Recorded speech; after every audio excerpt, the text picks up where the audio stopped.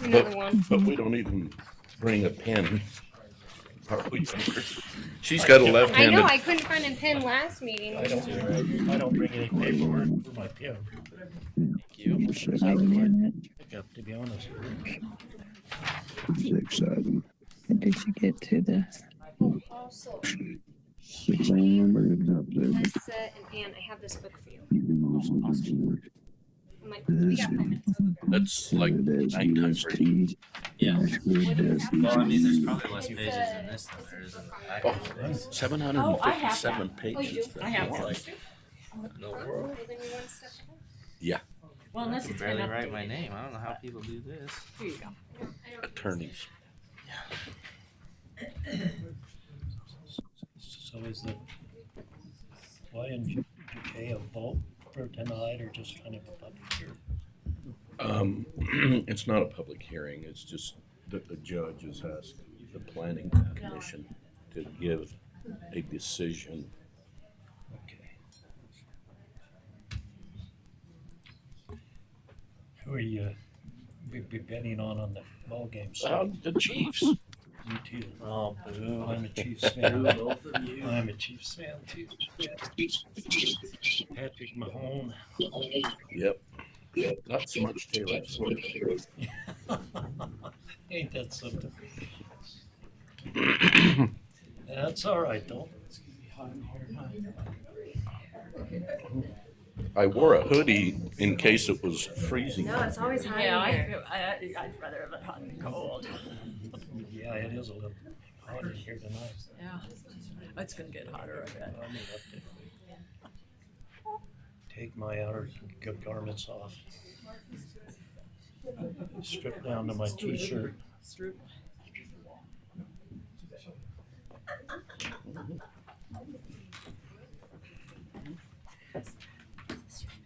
No, I pulled it out of the corner. There's always like a hidden cache of pens in there. Where? Well, it was the cache was this one and that one. Oh, Two of them. So. I do. Okay, I have, done. Shady. I have, I She needs one. have, Oh, I only got one more. wait, so I already have 2 of these. I don't think that much has been updated. What do you mean? I only bought a couple of them. So if you already have 2020 edition. Yeah, we one had that these for doesn't a say while. 2023, What's yours? this was 2020, I think. Yours Oh doesn't look, he have didn't a even date. change the cover. And I don't even have a date on it. 2023. Wait, You're outdated. Yeah, So if you go that's to fine. this is the one There I isn't yeah. any so I snow should in Give me that. Bluff, is there? Not yet, Oh, but it's really? in landing now. I mean, if we had It's in extra, I was Yeah, trying to it's get for been, people who didn't have man, a it's been- starter edition. yeah. And he's gonna Nice come and do overalls, yeah. training. Yeah. Just about that He'll much. just give me a set of dates. Oh, Trent, do you One of have the one of guys these I work books? with told Yes. me Yeah. that Wolf Creek Pass is Yeah, supposed Trent to was get at that last Five training. or It was six fun, huh? tonight. Yes, I do have. Okay, and you've got one? of I those at have. home, yeah. Yeah, I Yep. don't know if it's 2023, Well, but he didn't even It was a use good time. you're not There's too that worried. many updates. If we're gonna do this, can we go for bigger desks? All right, I like it. What does it say right now? What's going on, Good, man? I hope we do, because we are way Lake Powell. Oh, yeah. Oh, yeah. We need all this. Let me see. what- And get these out of the way. 27 what you feels have like in your 18. Yeah. And this is gonna go on have one of until these. 11 o'clock. And then they also, I How's guess I tomorrow? printed this off. Wait, let me just see what the 5 to 10 inches right now, and then tomorrow.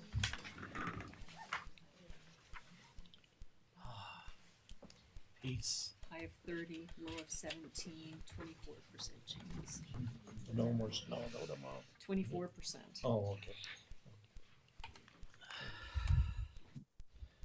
Yeah, I hope that one's piling up.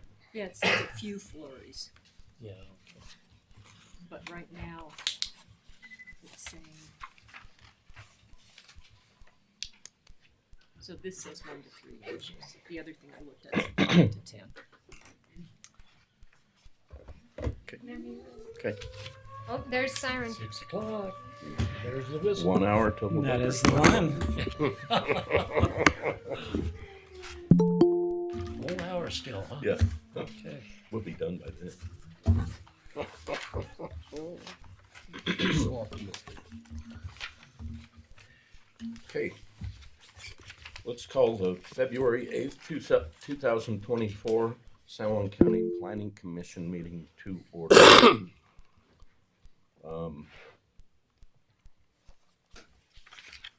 Those in attendance: Michelle Rigg, John Johnston, Ann Austin, Shay Walker, Lloyd Wilson, Trent Schaefer, Mac McDonald, Kristen Bushnell, Jentz Nilsson, staff. Okay. All right. Sylvia's on the line. Sylvia's Sylvia's online. on She asked to remotely. be excused, but she was gonna watch and listen till she is up in Salt Lake. Okay. Welcome, Sylvia. Thank you. All right. Who would like to lead us in the Pledge of Allegiance? Sure.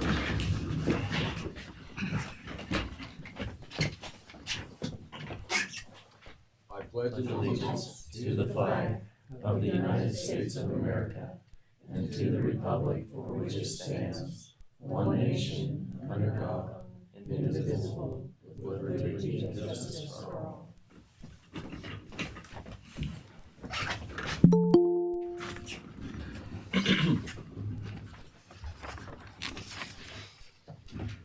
Okay.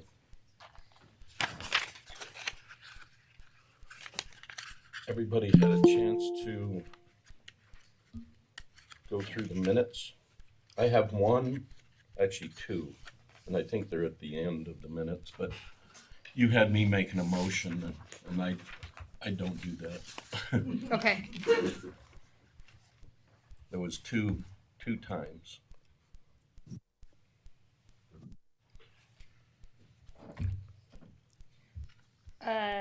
Motion to close the public comment. Is that one time? Okay, I'll go back and look at the meeting minutes.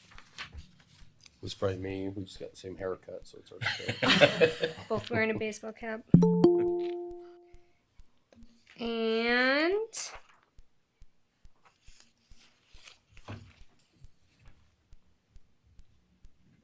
Yeah, the other was motion to adjourn the meeting. oh, you couldn't do that. That was definitely me.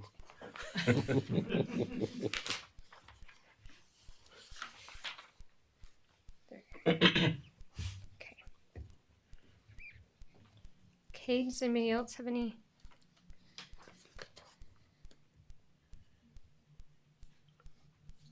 Hearing none, I'll entertain a motion. I move that we approve the minutes as corrected. Second. Okay, got a motion and a second to approve the minutes from, what was the date? January 11th. Okay, January 11th, 2024. With the corrections. All those in favor say aye. Aye. Any opposed? It's the Sure. best meeting minutes we've had yet. Chair. I've never asked to address the agenda before, but I have an issue with an agenda item. Okay. I'd like to make a motion that we change item 6 to a discussion item tonight. And my reasoning is that this packet this week was over 750 pages.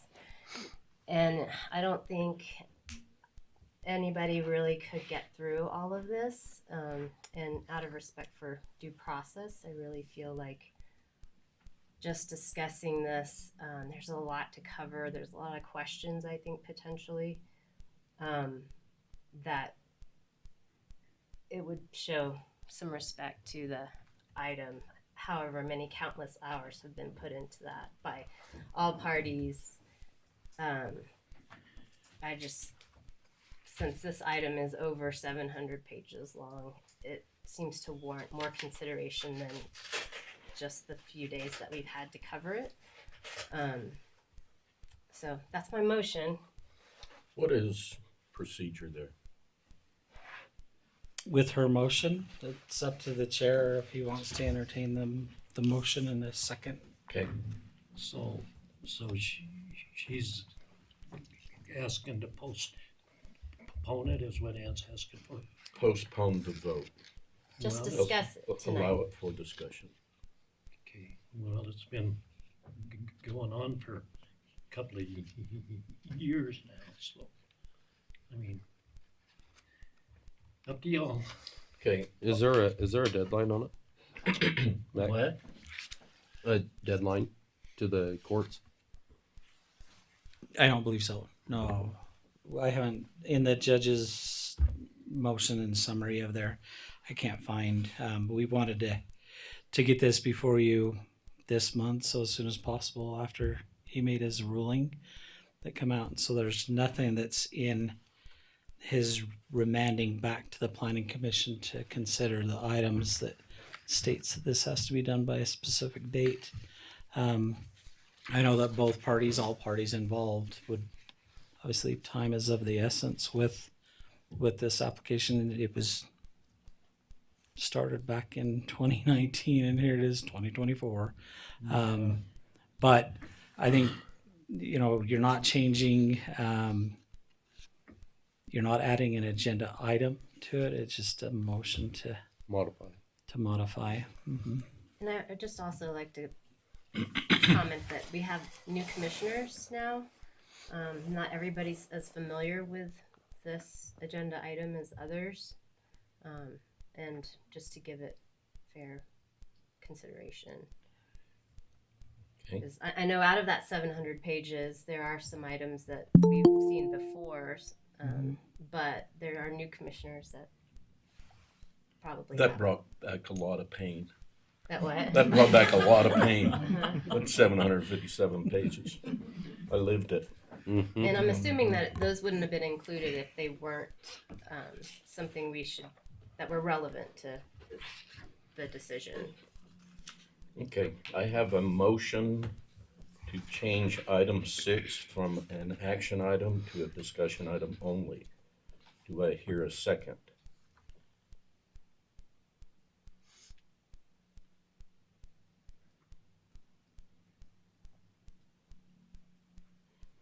Okay. All I can do is try. Well, that helps for a lack of a second. Okay. Appreciate the thought, for sure. I think Ann had asked for this to be put on there, the This review of the was- bylaws. Well, Do you want to? I would actually like that we postpone that item. Because we've got so much other stuff on the agenda. You know, I have to admit, I didn't read it because I was reading everything else. I read it, I didn't read it because I was reading everything else. Well, and I would say on that administrative item, that's more for your information. It was informational only. And so we can move along while still including that, and you can read it at your own leisure. And actually, I skipped over probably one of the important line items. That's Yeah. Public comment? Okay, so we're gonna have public comment, and this will be for anything that's not or on, anything that is not on the agenda or on the agenda. You'll be limited to 3 minutes. We'll take in-house first. When you come up, state your name and where you reside.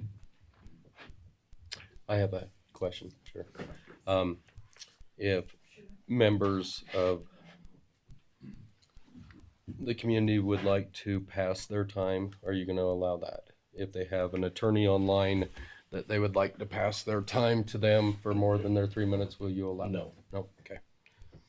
And let's not be repetitious if somebody's already said residential zone. We don't need to keep repeating that. We got a bunch of letters that talked about a residential zone, so, you know, we can hear it, but don't keep repeating it.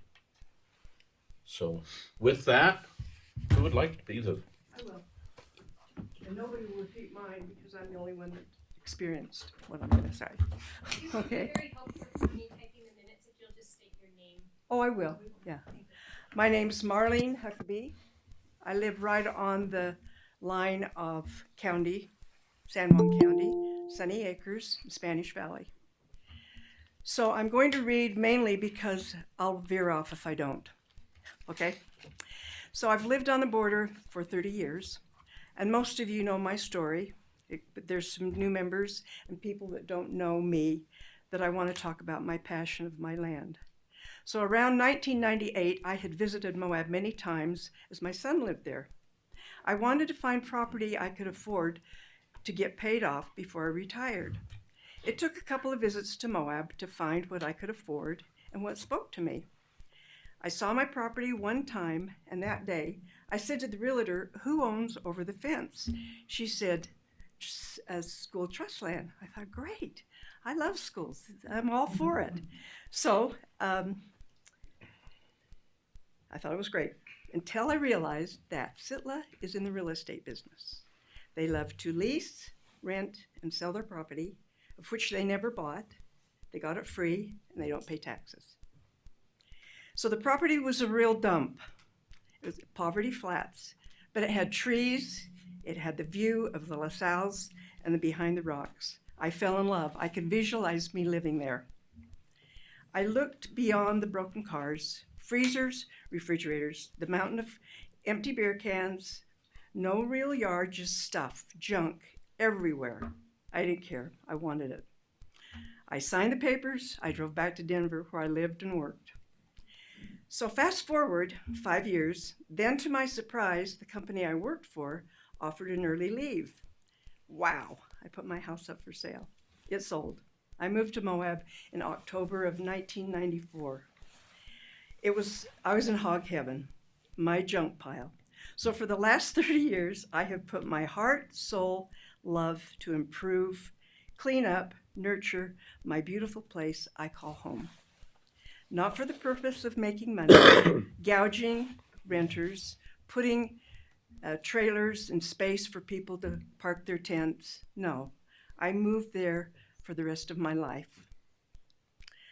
I don't want to move. I'm too old. When I found the possibility of a Love's truck stop, my heart stopped. I could not believe it. It was about 5 years ago. It made me sick, the thoughts of losing our precious dark sky, quiet nights, my trees full of birds. They sleep there at night. They'll leave because of the drone of the motors, the idling exhaust, the gas that permeate, and oil that permeates the air. Probably the butterflies will leave. Everything will leave. Please consider this when you make your choice. I want San Juan to prosper and receive revenue. I'm on the library board for San Juan, and I know how tight the budget is. And the truck stop is not the experience that most visitors come to see. They come to see the beautiful sights. Thank you. Marlene? Thanks, Marlene. And I have some pictures if I can show them maybe later. Sure.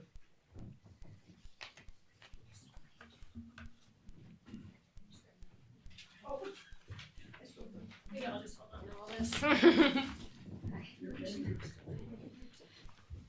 Might as well go. I'm Holly Sloan, resident of Northern San Juan County and a member of the Northern San Juan County Coalition. By March of 2019, it was understood there was significant opposition to a truck stop at Sunny Acres Lane.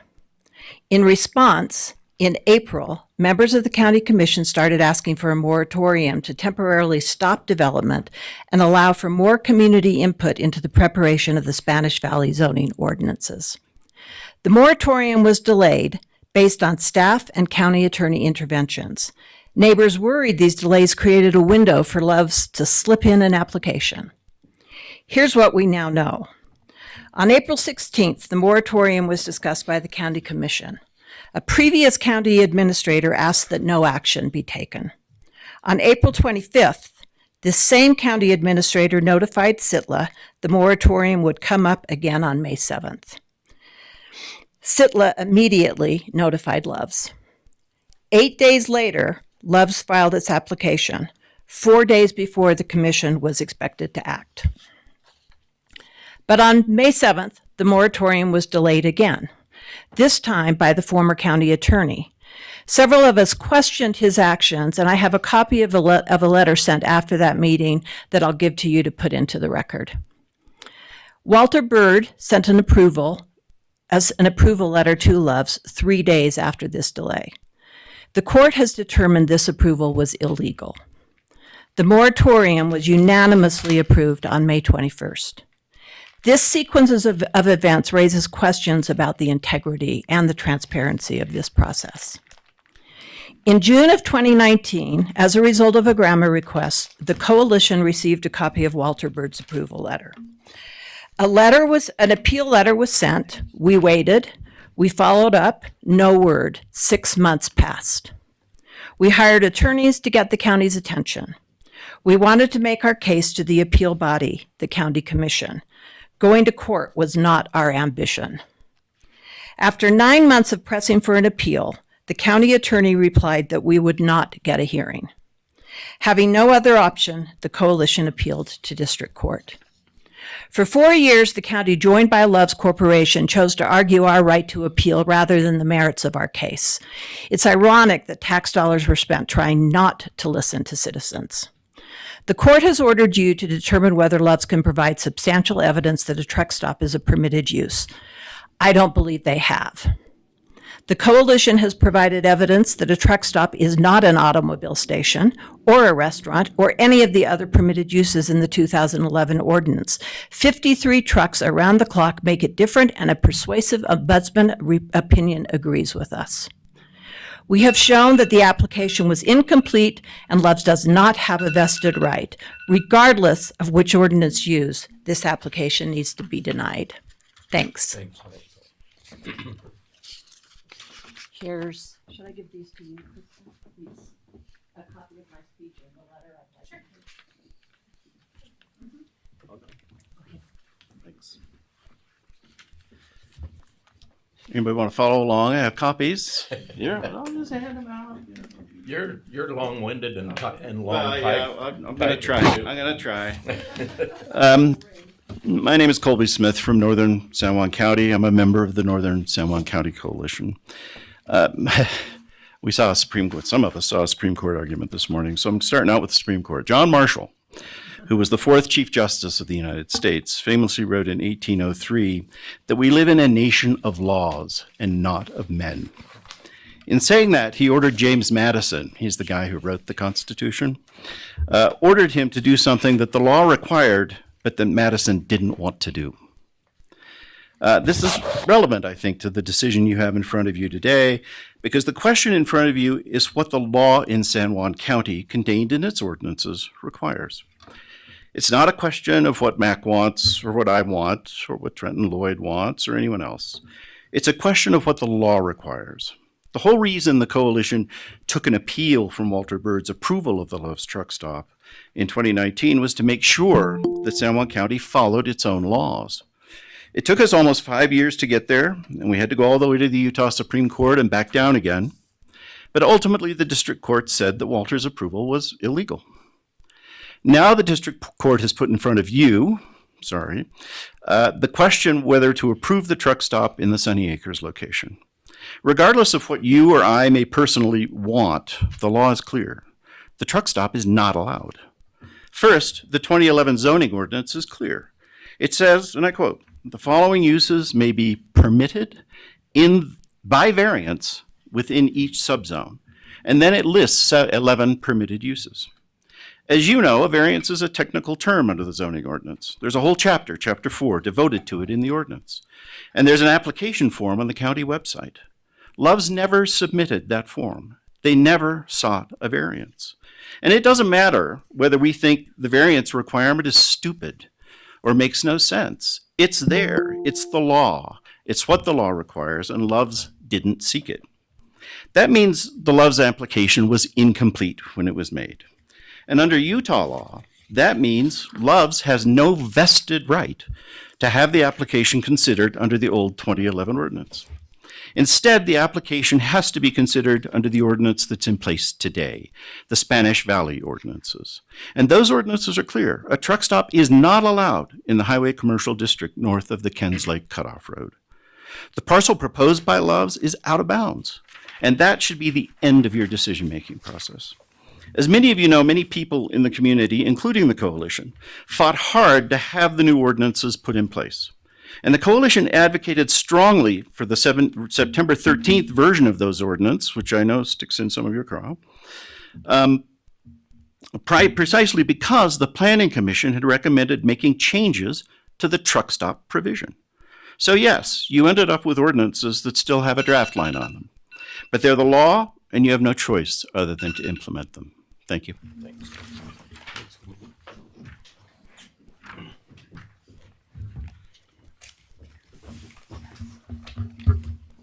My name is Mark Shapiro. I live at Pack Creek Ranch, and I'm a member of the Northern San Juan County Coalition. The case before you is particularly hard for two reasons. First, the county staff effectively dumped their incompetence in your lap. They did not follow their own zoning regulations. Incredibly, the Loves application and fee were submitted in Grand County, which reviews construction in Northern San Juan County, but not building applications. How many cases have you heard in the past 4 years where a San Juan County project was first submitted in Grand County? The second reason this is a hard case is the level of citizen involvement it has generated. Residents helped develop a Spanish Valley plan which envisioned what the community should look like in the future. A lot of people participated. They had strong and definite ideas. Some of those may be different from the ones that you hold. But everyone agrees on what everyone agrees to is that change is coming in Spanish Valley, driven by SITLA and San Juan County government. I would hope that we can learn from the sad lessons of other Western towns facing developmental pressure that sacrifice their quality of life today for profit and tax revenue tomorrow. These development cases are not usually a yes-no question. If we say no to a particular use or a particular location, that usually doesn't mean that we say no to everything. But isn't that how the decision is often framed? A Loves truck stop is a classic example. There was already a Loves in Grand Junction, Green River, and Cortez. If the company wants to serve truck traffic on Highway 191, where else would it build than in San Juan County? The question of what location for a truck stop would have the least negative impact. Sunny Acres Lane is not that location. So you now get to wrestle with the dual questions of what to do with the original Loves application and what to do with the concept of a truck stop in Spanish Valley. The first question is the easier of the two. San Juan County staff screwed up, but still hoped to squeeze through an application that was incomplete and which a district court judge has determined to be illegal. But the second question goes to the heart of our responsibility to Spanish Valley, the place that many people here and online tonight call home.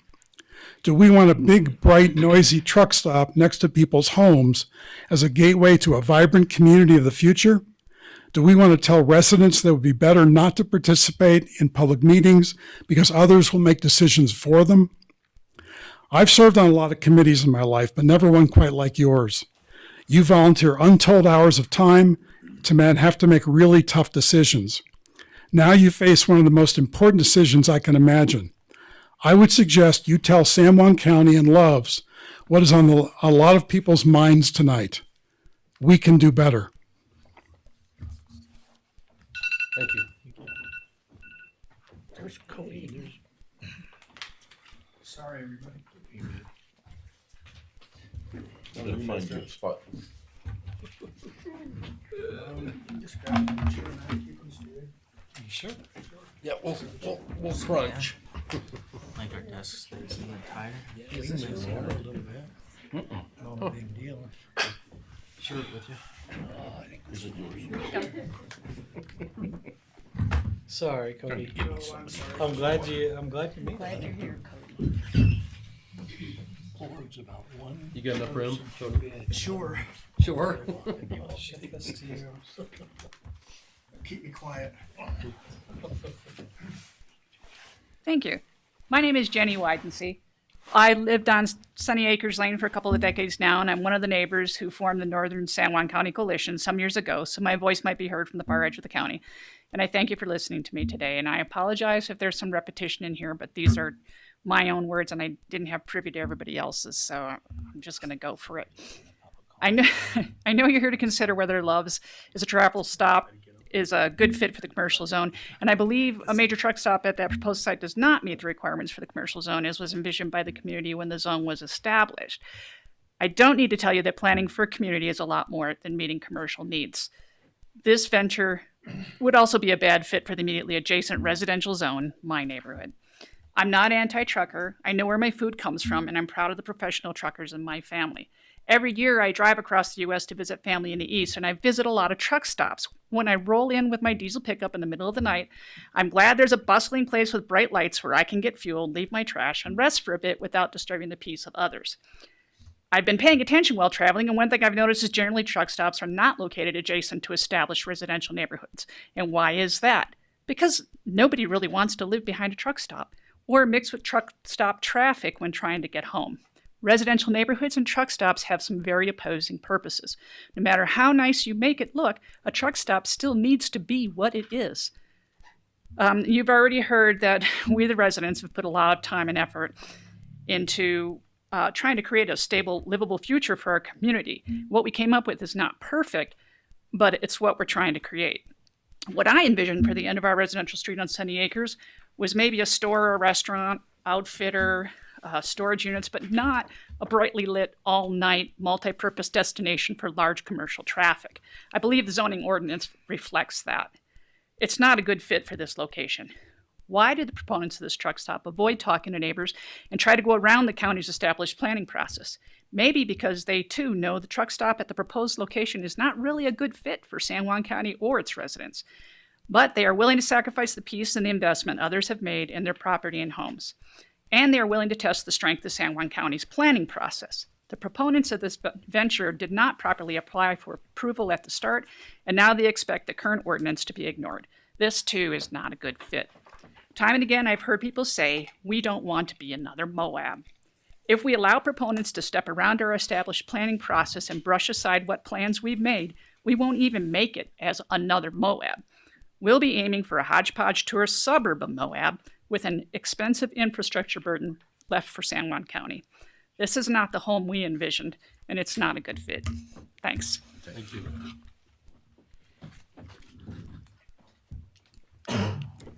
Good evening. I want to thank the committee members for the work that they do.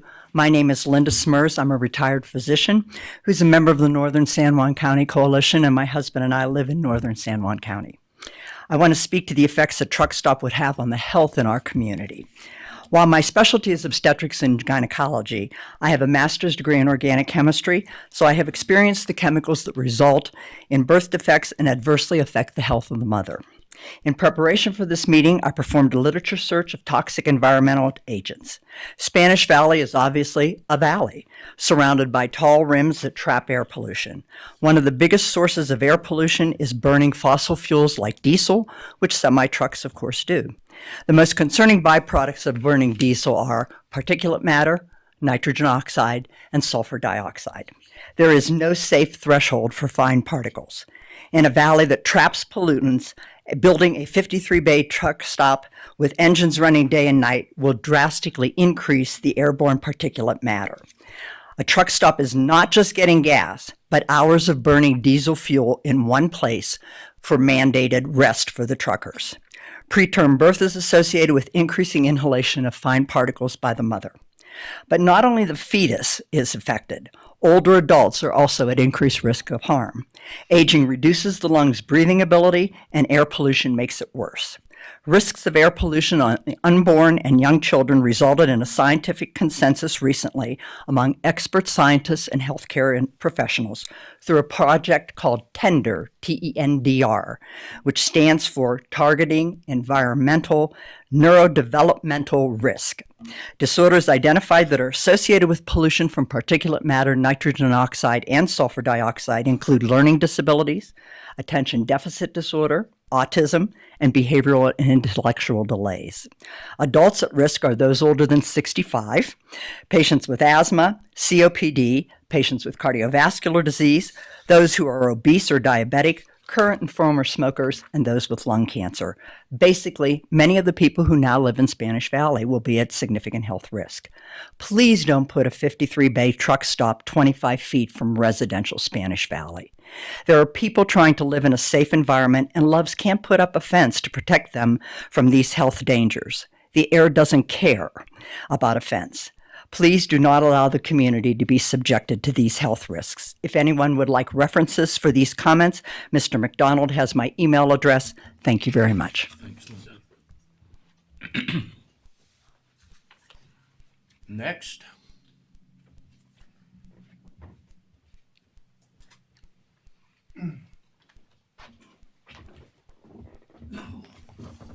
Good evening. My name is John Weisheit. I live in Grand County. I do live in Spanish Valley, and whatever happens in San Juan County affects me downstream because I'm a downstream user. I'm a professional river guide. I have been for 45 years. I've lived in the Colorado River Basin my entire life. I started in Los Angeles County, and then I ended up in Maricopa County. When I moved to Maricopa County, there were 500,000 people, and now there's 5 million. So maybe you understand why I came to Grand County, to be by the river. I would never leave it. Why? Obviously, I didn't become a river guide to make lots of money. And it's true, I get to see wonderful scenery and stuff like that. But the reason why I stayed a river guide is because of the people. I took the governor down the Colorado River. I've taken congressmen. I've taken down movie stars. I've taken down lots of professors. I've done science trips. We've had very wonderful conversations on these river trips. It's a great environment to make friends and learn about our natural world. And I think one of the most profound things I've ever learned was a professor from the University of Arizona, and I said, why are our reservoirs going empty? Why is our aquifers going empty? And he said to me, it's because we don't have good planning and zoning. And he said to me, I go, well, what do you mean by that? And he says, well, we've built very big things in all the wrong places. And I think that that's not only true for San Juan County, that's true for Manhattan Island, that's true from the reason why I left Phoenix. It's, the aquifers are empty there, and so are the reservoir, and there's 5 million people there that depend on good water. I was a newspaper boy there, and I can't tell you how many times I had to go through the streets in a foot of water because of rain, floods, and things of that nature. Well, that's happening in where I live. I have had to run away from fires. I live next to Pat Creek. I've had to run away from floods 3 or 4 times. I cleaned out my basement last year.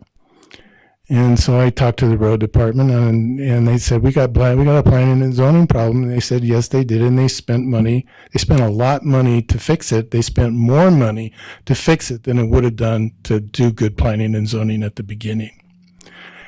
So this is a problem that isn't local. This is a world problem, and it's a really important job. And thank you for doing this work. It's a thankless job, but it's so important. Thank you. Thank you. Any other in-house?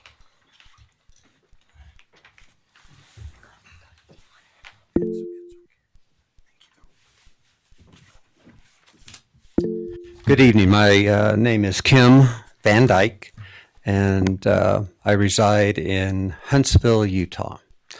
I also have been employed by Love's Travel Stops, is our proper name, for 27 years. And I'm the one that found this site. I know there's a 3-minute limit here, but what I would ask right away is the permission to take longer for I could address some of these comments that were just made, or give a quick summary and come back if you have comments. Either way, I would appreciate having a little bit more time. I think there's already been 10 spoke, so that's 30 minutes. I only get 3. It's going to be pretty hard to speak my heart of what has happened on our side of this thing. Ken, And were you the applicant on here? I am the applicant. We'll give you time to address any questions Okay. that come after I present today, and it's just standard procedure that the applicant Okay. is here to answer questions that That'd be the good. planning commission has. Can I address a couple while they're You fresh can. real quick? Absolutely. I would, just a couple notes, and quite a few have spoken. I would just first start with one comment that was made that if we really cared, we would have met with the locals. I met twice with everyone in this room down there. So I've already done it twice. I set up the meetings to hear what the locals had to say for I could address those issues. I also have, because of those, I also would emphasize that besides the fact that when I came and found this site, it was where we're supposed to be. I find the travel centers for Lowe's everywhere out west, and we look for spots that are commercial zone and have our zoning. This one is automobile services and restaurants, both of which are part of what we do. And it was zoned at that time for specifically for our use. It has changed, but again, we applied within the timeframes that were allowed there. We didn't make any of the other decisions. I met with the group twice. With that, changed our initial site plan completely, a way to compromise the best we could immediately. Took all those trucks that were shown on the map within 35 feet of the nearest home to 500 feet to the opposite side of our site plan. I have those site plans. Obviously, we got delayed for the next 5 years. We worked on that. We offered fencing, dark sky lights. Not every travel center is a blazing sunball. We comply with dark sky all over the country. We try to do those things to mitigate these things. Also, a comment was made about the chemicals coming out of vehicles. It's not only the semi-trucks that have this, but I would emphasize that semi-trucks since 2010 all comply with the federal mandated particulate matter, period. None of them are on the road today. They comply with what the federal government guidelines are, plus they work hard to make sure they turn off their vehicles. They're not burning all night. They have generators that they could utilize. Sometimes they have to have them. I don't think any of us would want to be in 30 below zero or 110 degrees without an air conditioner. They move our goods across our country for all of us to take and have a home, have a garden, have a car, et cetera, et cetera. Water, again, because of big buildings coming in, it seems like that's not the problem. The growth problem happens because these truckers are moving goods because we're growing due to the population growth. So those are just a few of the quick ones that I gathered. I'd like that time back to help answer specific questions and in more depth, if I may. Thanks. Any other in-house? Jump the gun here. We will move on to online comments. So raise your hand, unmute yourself. We have 4 that are raised their hand already on here. So if you want, you can call on those. If you're using Google, there is a raise your hand feature. Under, let's see, so you have just down at the bottom of Google Meets, you can kind of see that raise your hand feature there. Monette, let's hear from you.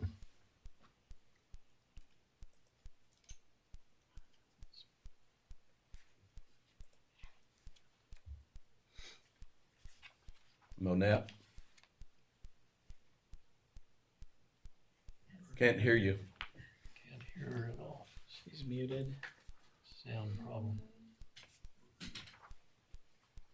Don't you love technology? Carolyn, do you want to try to come in? Okay, I'm right here. Okay. How are you doing? We got you. Okay, let me get my little speech here pulled up. Good evening, Planning Commissioners. This is Carolyn Daly from Spanish Valley. I know some of you on the commission. The others may have heard my name if you have listened to any of the court appeals. I am the principal founder of the Northern San Juan County Coalition, or NSJCC, back in 2019. We had 91 members comprised of both Republican and Democrats that came together to have a united voice to oppose the Love's truck stop.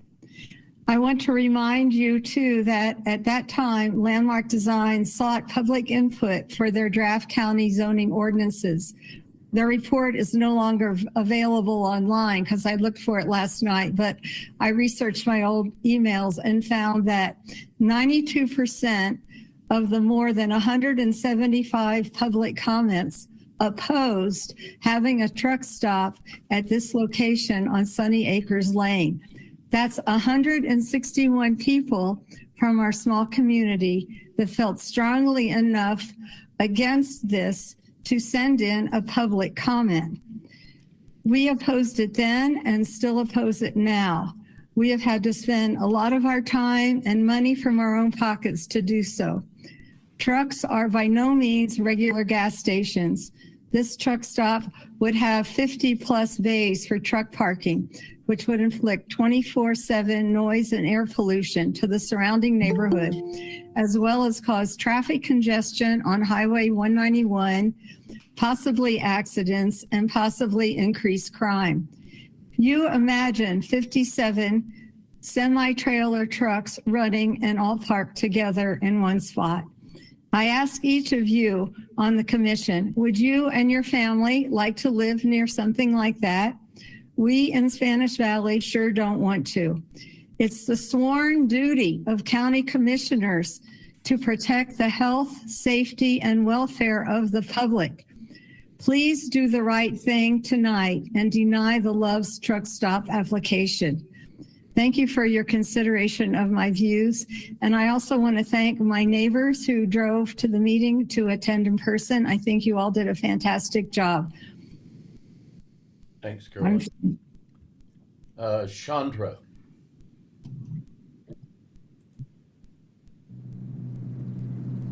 Thank you.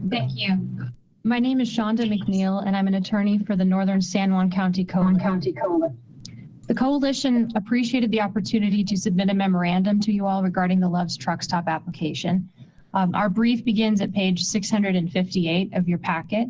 So I know that's a lot of pages, but I hope you've taken the time to read it because this issue is very important to the members of the coalition, particularly those who live near to the proposed truck stop site, which is many.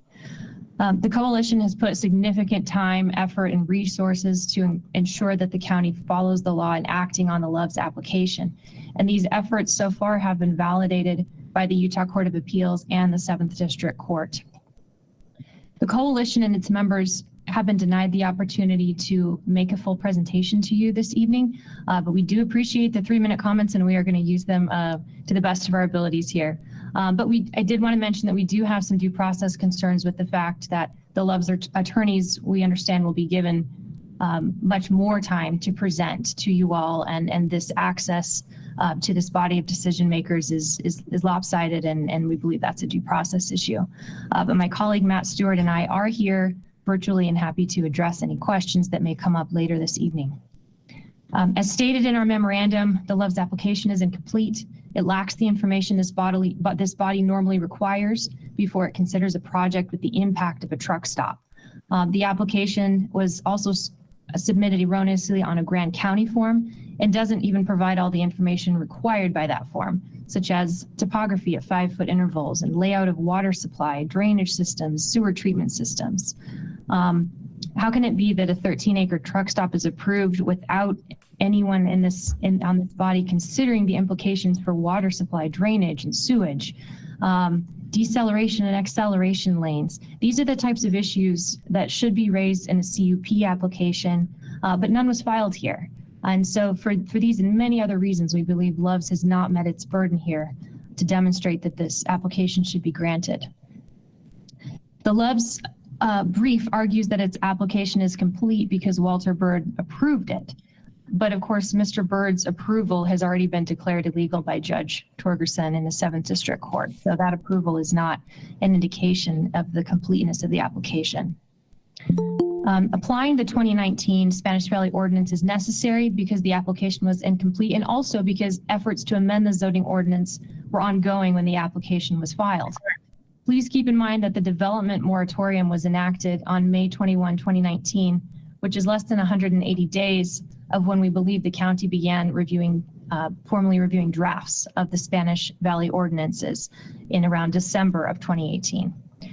The development moratorium prohibited approval of the Loves application, but the result that application is not vested under LUDMA for review under the 2011 ordinance.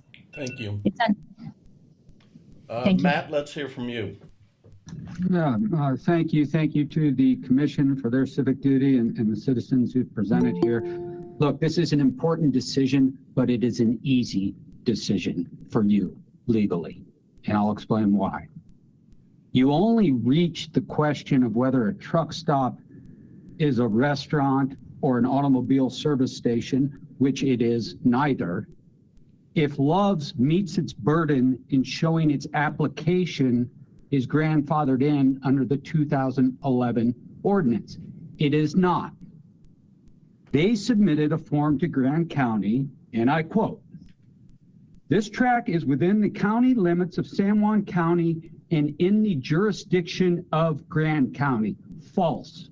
It is not in the jurisdiction of Grand County. You're going to hear from Love's attorney and say, well, wait a second, they've got this interlocal agreement. That interlocal agreement, read it. It's for Grand County to provide building inspection services in the Spanish Valley because of the limited resources for building inspection services in San Juan County. It does not deal with land use applications. That is not in dispute. The plain language of that interlocal agreement that Loves relies upon in its brief. It actually goes so far as to say Loves was obligated to make this application to Grand County because of the interlocal agreement. False. It's not true. That governs a building permit, not a land use application. And when the Loves representative said, hey, if a mistake was made, it wasn't us, that's wrong.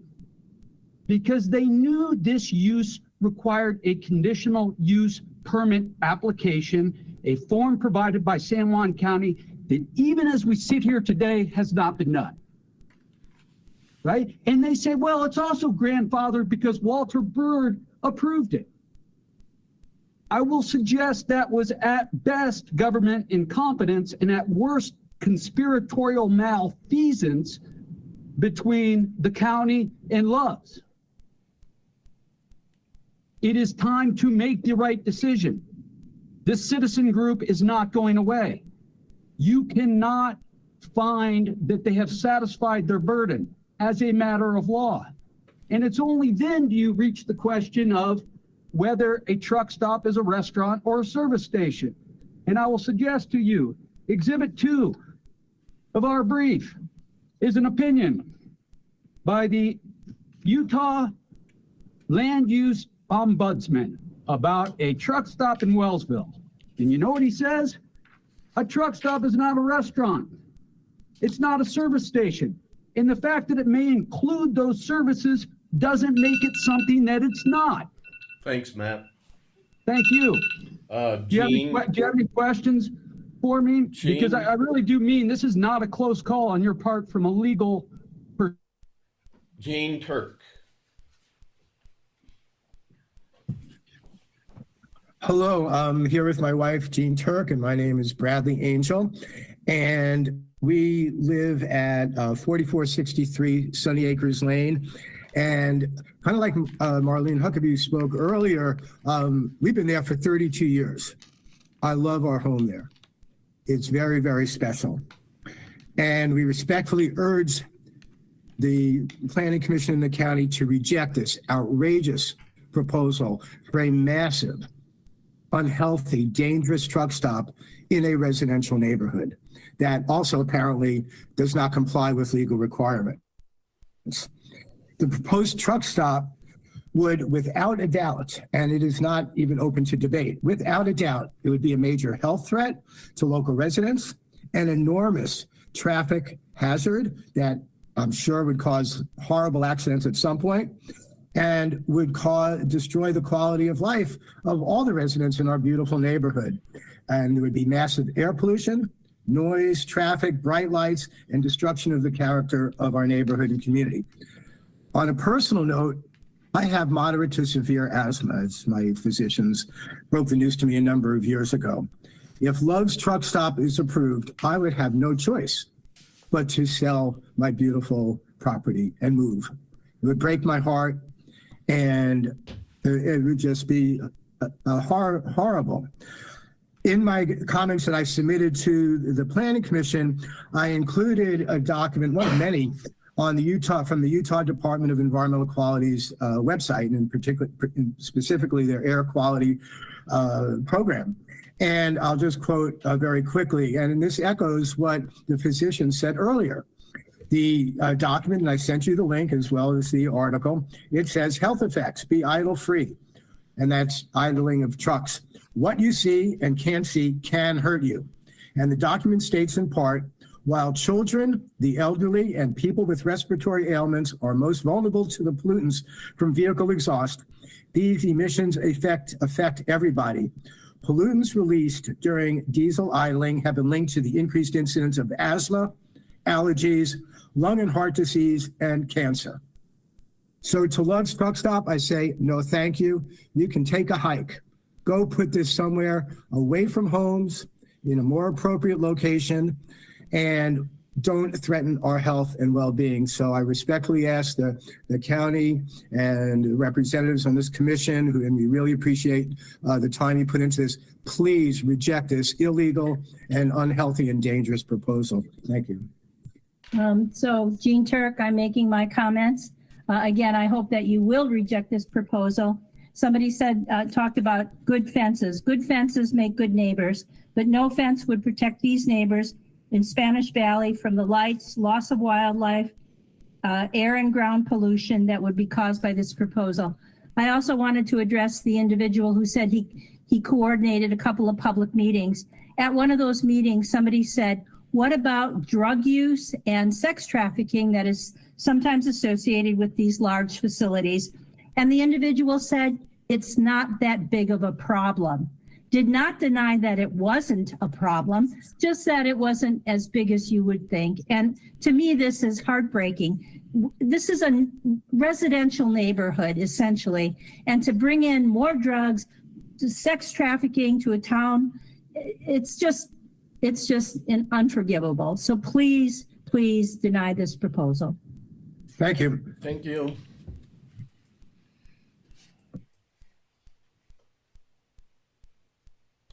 Let's try Larry. Good evening. I don't have any prepared comments, so this will be short. But I did want to say that I was compelled by the legal arguments that I heard this evening, and hope that the board can respond to those and hear your opinions on those. Also wanted to mention that Marlene is a good friend of mine, and I've gone down and visited her little oasis, or little rural oasis that is directly adjacent to that 13-acre property. And it would be a real negative impact, to say the least, to have that truck stop next door to her. Thank you. Thank you. Monette, try it again. Okay, can you hear me this time? Yep, go for it. Very much. I'm Monette Clark. I live in Spanish Valley. I was party to the original appeal that was brought against the purported Love's approval. And I feel that I must be here tonight to again say that I am opposed to having the Love truck stop at the location of Sunny Acres Lane in the highway. I feel that Love's can still be in the valley. All they have to do is apply for a truck stop at the approved zone location, which would be south of the Kens Lake Road. There are spots in the 2019 Spanish Valley ordinance that zones for truck stops. It's a wider location. Nobody lives there. Nobody lives around there. It's wider, therefore more airflow, possible to carry away the fumes and vapors so they don't come right down the valley. I'm very concerned about the health effects of a truck stop and nearby where people are living and already have businesses. We've got noise pollution, light pollution, the echo effect into the valley. To people who live far away will hear all those trucks.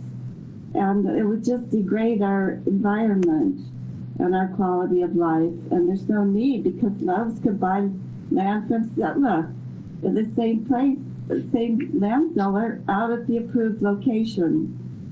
So I do encourage Love's to please consider resubmitting the application for the correct location that's already been set aside for them.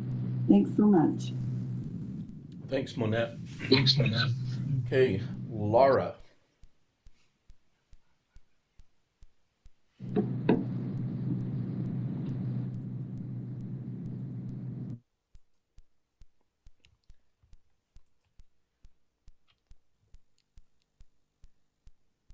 Laura? Yeah, Can you hear us? There you go. go ahead. So my name is Alan Margulies. My wife, Laura, and I are part of the coalition, and we live in San Juan County near the proposed truck stop. I was going to talk about the noise problem, the traffic problem, the dark sky problem, the pollution problems that proposed truck stop will bring to us in Spanish Valley and Moab. But it seems that this was not part of the legal issue to be discussed tonight. And then I started reading some of that 750-page document, and I believe that there's some obvious flaws.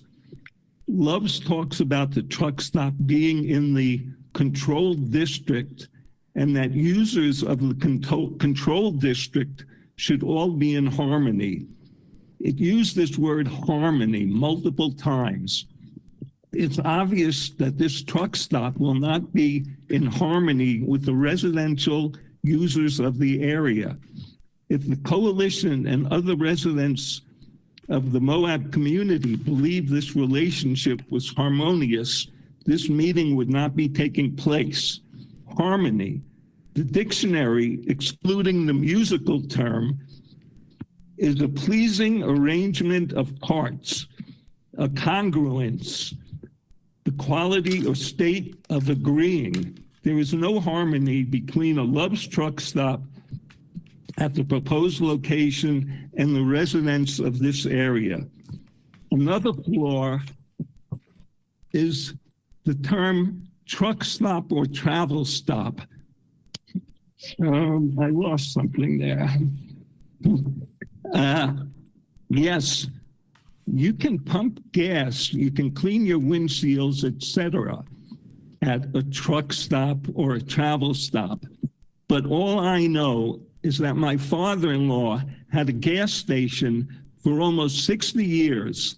In those 60 years, that gas station never let a truck park and run its engine all night. That only happens at a truck stop, not at a service station or a garage. Thanks for listening to us, and everyone drive home safely, especially if you have snowy roads up there. Thank you. Jim Allred. Thank you. Hi, this is Jim Allred. I have a cabin in the Pack Creek area, And as I listen to all this, the main thing that I think about is, and that I think we should all think about, everybody on the commission, is what if this was a proposal in your neighborhood or close enough to your house that you've made into an investment and love. I would also ask the representative from Love's if Huntsville, his neighborhood in Huntsville, would appreciate this type of a very large disruptive facility in a residential area. Thank you. Thank you, Jim. Okay. Any other in-house? Then we're moving on. Okay. Since we jumped around. Well, we're not even doing the admin item. So yeah, as we already discussed with that admin item, we won't waste much time on it. That's for information only. So that takes us to our first legislative item, which is consideration and approval of a conditional use permit allowing for an RV park wedding venue for Lot 10, Spring Draw Subdivision Phase 2 in Old LaSalle, Kyle Langford. You have two recommendations here, either to make a motion approving it or make a motion denying it. In summary, and yes, this is familiar because we just saw it in November. So here's what has changed. In January, we received this new conditional use permit application for an adjacent parcel for Wild Sage Resort. It's located on Lot 10. The parcel is in an ag district. As per the July 2013 zoning map, the applicant is planning on utilizing the existing uses as part of the resort and will be adding on to a previously approved conditional use permit of a neighboring parcel. Additions will include moving an existing metal pergola, which is 50 feet by 60 feet, and adding dispersed tent sites. The following conditional uses are applicable in an Ag 1 zone, private park or recreational grounds, or private recreational camp or resort, including accessory or supporting dwellings or dwelling complexes and commercial service uses, which are owned or managed by the recreational facility. We did have a few questions. If Kyle is online, he told me he was going to be joining remotely. So because yours is so fresh, will you just explain a little more? Your maps and that were very good for the first lot, and we just wanted a little more information on the adjacent lot here and what you had planned for that. Right. It's not an existing building. I was planning on building that on the property I previously owned. I had recently come across this property and was able to purchase it. I just want to move the building that's going to be the wedding venue a few hundred feet onto the Lot 10, and that keeps it out of the view of my mom's existing house that's there is all. And maybe put some tent sites on it eventually, but that's about it, you know.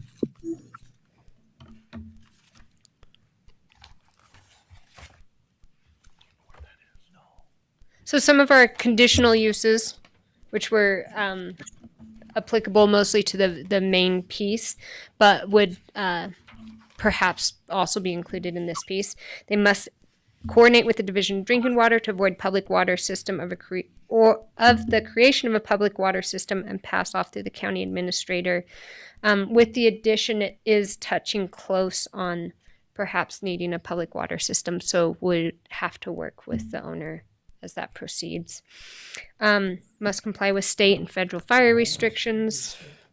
Must comply with all building permit requirements, including setbacks. I know as you have it drawn, that does not include proper setbacks, so we would work with you for that.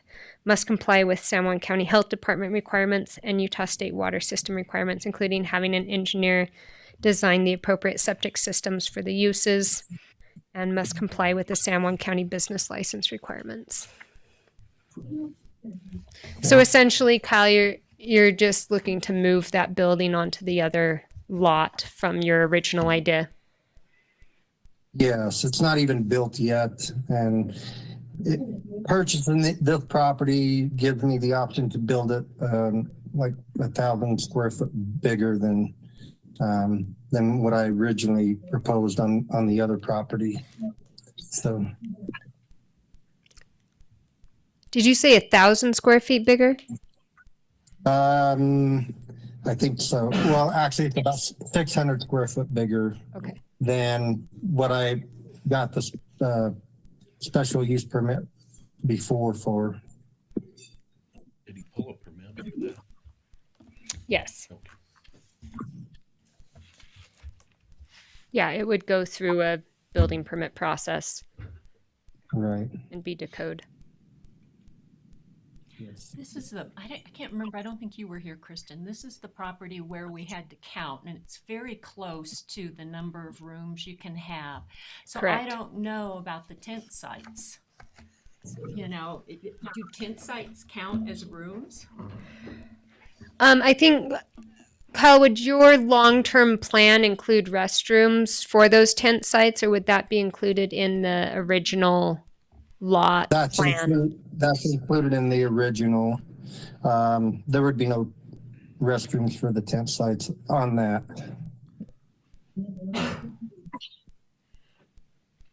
Melissa, one of those are that you'd have to meet with Utah State Water. Yeah. Okay. I would. Any further discussion? I'd entertain a motion. I'll make that motion. Second. To approve it, but keep the conditions the same as the first time. You gonna read them all? We'll just say that Kristen Kristen read bullet them. points. Kristen read them. I'm the only one that has to read them? Yeah. I know how this works. Being selective. Okay, we have a motion and a second to approve a conditional use permit allowing RV park wedding venue on Lot 10, Spring Draw subdivision Phase 2, Old South.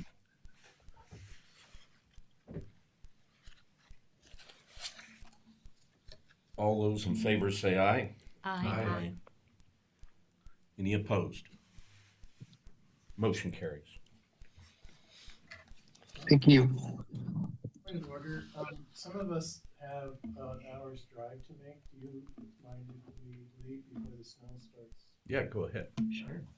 I didn't want to be rude. Oh, no. We recognize most people don't want to hang out here. Especially me. Thank you. Thank you. Be careful out there. Is it okay if I just Yeah. say something to him? I was on a trip with him once. To the applicant? No, it's John Weishaupt. My junkyard. Like, you'd have to check with the chair, see if he'll allow for it. John. I live here. Melissa read. Oh my goodness. I know your place. Oh, I'm sorry I didn't. So this. I Yeah, recognized you from the name. Been there. So it's so nice A lot seeing of you. times. That's my Yeah, junkyard. say It was hi. a fun trip. That was a fun trip. That's- I live We in went that out again community, too. so I've done a lot of work on it. Yeah, Get back to your chair. We got work to do. Get up and walk. Right? Overall, Thank you, Marlon, for showing. Thanks, Marlene. you missed it.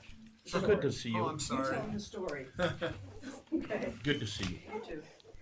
All right, so our next item is consideration and approval of a conditional use permit for 4110 South Highway 191. If you're a little bit familiar with this is right on the south side of Shirtel. The applicant is APC Towers. We have a representative, Russell Curry, here from Romano and Associates. Your two options on this one: make a motion approving or make a motion denying. So the county received a request from Mono and Associates LLC for the installation of a 155-foot tall guide tower with antennas and radio transmitting equipment, as well as associated ground equipment shelters and emergency generators in the community, commercial, or CDC zone, which would include the conditional uses of an Ag 1 zone as well. The zoning ordinance allows for the following uses as a conditional use in association, both with the community, commercial, and the A1 zone: radio and television transmitting stations or towers. Towers are not defined in the ordinance for a specific purpose. Staff has developed a separate document with the conditional uses recommended in your packet, and you can see those there. This is a very similar summary from ones that we have seen previously that have gone through our legal teams, despite this one has not been fully legally vested, I guess. You know, I've talked to residents down in Blandon and whatnot, and they say it's so spotty from Shirtell to White Mesa. I would totally agree, but I hate the location. Oh, do you? I mean, it's literally in the, it's just in the off flight the plan. side of the highway of the, and I'm reading this from the FFA, but I just don't agree whatsoever. I mean, And that is one element to this is the proximity of the airport. And so that is why they did include the other. I mean, I've only flown a little bit. 10 hours is all, but Do you run into stuff? no, I didn't. I'm still alive. You know, I'm not Harrison Ford. I haven't wrecked 3 or 4 times. But, I mean, if the wind's out of the north, you'd be right alongside landing. I mean, I don't know. I just... Can I make personal comment on this, Go Mac? ahead. Can I? Well, I guess He hasn't given me a nod yet. Don't look at him. You know, I driving that every day. I know exactly where the holes are, at least for my phone. You know, we have a big hole at Recapture Reservoir. We've got a big hole at White Mesa Hill at the bottom, and we have a big hole at the S turn if you're taking off down 95. Now, personal comment, like, does this can this salvage those holes? I don't know. It seems awfully short to hit the White Mesa hole or the Recapture hole. Well, I'd add to your comment. So I own some farm ground that starts up above the airport, like where you turn to go into the airport, and it ends almost White Mesa Mill, not quite. It's 800 acres. So the first top 400, you have cell service. It's great. It's wonderful. The bottom, Mac tried to get me here to a meeting. I didn't get any of that. It's absolute dead zone. So like I said in a previous meeting, I am all for cell towers, cell service, internet for everybody, you know, especially White Mesa and I don't know what they have there on the reservation. But anyways, and there were, I don't know. I gotta catch up real quick, but I just don't know as far as power and an antenna. The mill owns 2,000 acres south of here. Mm-hmm. Maybe it's 5,000 acres. Anyways, there's lots of other locations that could be access for power for a cell tower that wouldn't be in the vicinity of an airport, especially on approach. And you can see the coverage on that last page of this item, those coverage maps. Sorry, I should have printed that one in color. Which page are you looking at? I'm looking at page 48. And is Russell here? Maybe I'll let you take the floor, Russell, if you have any questions for him.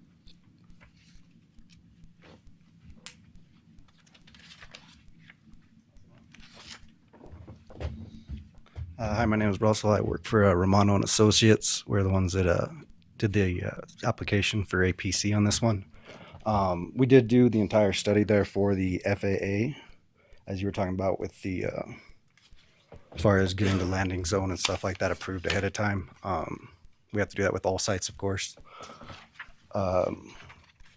We actually were originally proposing a little bit taller of a tower, and that is, we talked to the FAA, and they were the ones who basically told us that we needed to stay below that 150 for that area to pass. 158 to pass, so our tower is below that. And we took it down from the 175. And then as far as your coverage area there, you see that's basically the RF engineer. They're showing basically what they would cover if that tower is built in the green and the orange, taking away basically as much as they can of that area. Whenever they hire us, they basically give us a search ring. And so the reason why we don't really go outside of that very much is because that's the coverage they're looking to get the most of the area without having to add more towers to the area. So that's kind of what we go off of, and then we call landlords and try to get towers and places to go. So you're suggesting you have to stay within the circle? We have to stay within a certain area, yes, for basically the coverage. Otherwise, we end up with towers or more towers to cover it. So our last applicant, I can't remember, maybe the board can help me, the right wording, but who will use the tower? We actually leave that open to all carriers who want to come onto the tower. So because we won't have to build more and stuff like that. They leave them open. Most of these towers are designed for 4 to 5 carriers, just for that reason. So if a carrier wishes, Yeah, they want more people on there, right? They want to take as many people as they can get on there. It's not a Verizon. No, I mean they have their anchor tenant for the first deal, but then it's offered to everybody. And okay.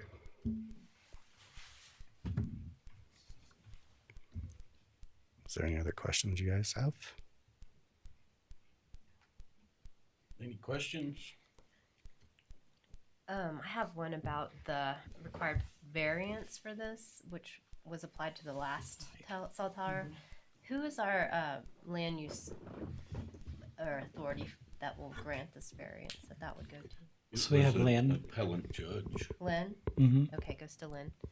And then my other question is, if we're going to consider this application, don't we need to also look at the other one? Because what is the coverage area for the other one? It's off of 95. I'm actually the representative for that company as well. As well? Oh, okay. So there's not redundant. No. Some kind of weird. No. You'll see on the other map that we provided with that one, it's a complete separate area. That's 60 miles away. Yeah, it's got that huge drop ridge over there that you guys drop off. Yeah. Can I ask another question? Yes, sir. So how do you pick this location? Is that based on your conversations with landlords? We do the land orders, and then we send in like a package for the radio frequency engineers to actually look at, and then they pick the best one for the spot for what they're trying to gain for their coverage. Just that one guy saying, "Can you hear me now?" They get a little more technical with that. They get a little crazy on their maps, as you see. Any other questions? I have a question. Kristen, how's the work coming on our cell tower ordinance? Yeah, haven't touched it yet. That's included in the new ordinances, and so. So we have drafted ideas, and through our last 2-3 that we've been through, a lot of what we've approved is going to be into that ordinance.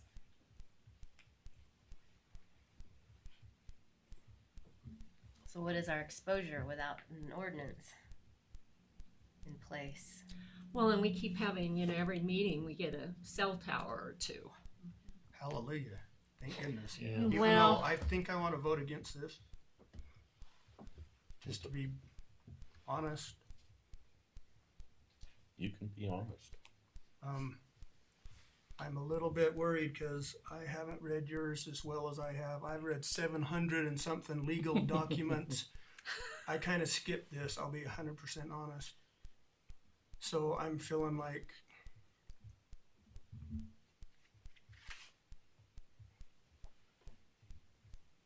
I shouldn't be honest, I guess. What? Okay. I'll entertain a motion. Motion to approve. Or recommend, whatever you want. Okay. Second. I got a motion and a second to approve the conditional use permit. And the conditions are in that, or in that summary. Yeah. Did you read them? I can read off Or the did you conditions want for you Toby to here. read 'em? If you'd be so kind. Well, maybe there should be an alternate motion then to table it. I've already got a motion on the floor. Okay, so we have to vote on that one. So the motion would be under these conditions. Prior to construction, the applicant shall apply for and receive a San Juan County building permit.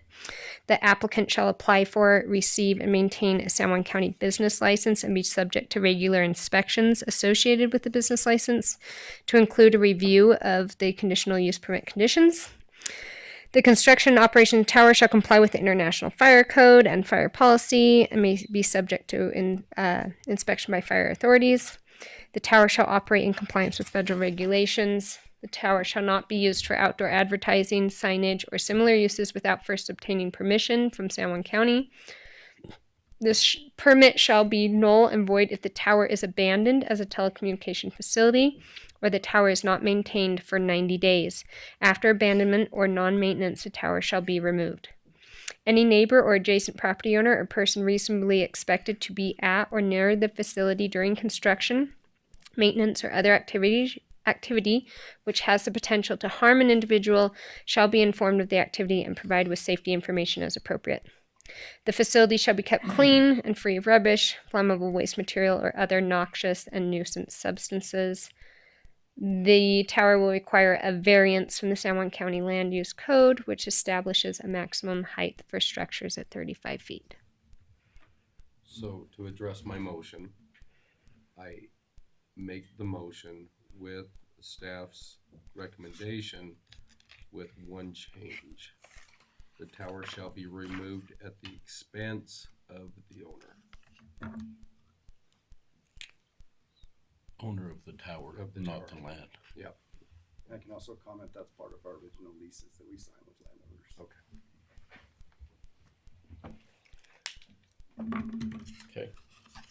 I have a motion and a second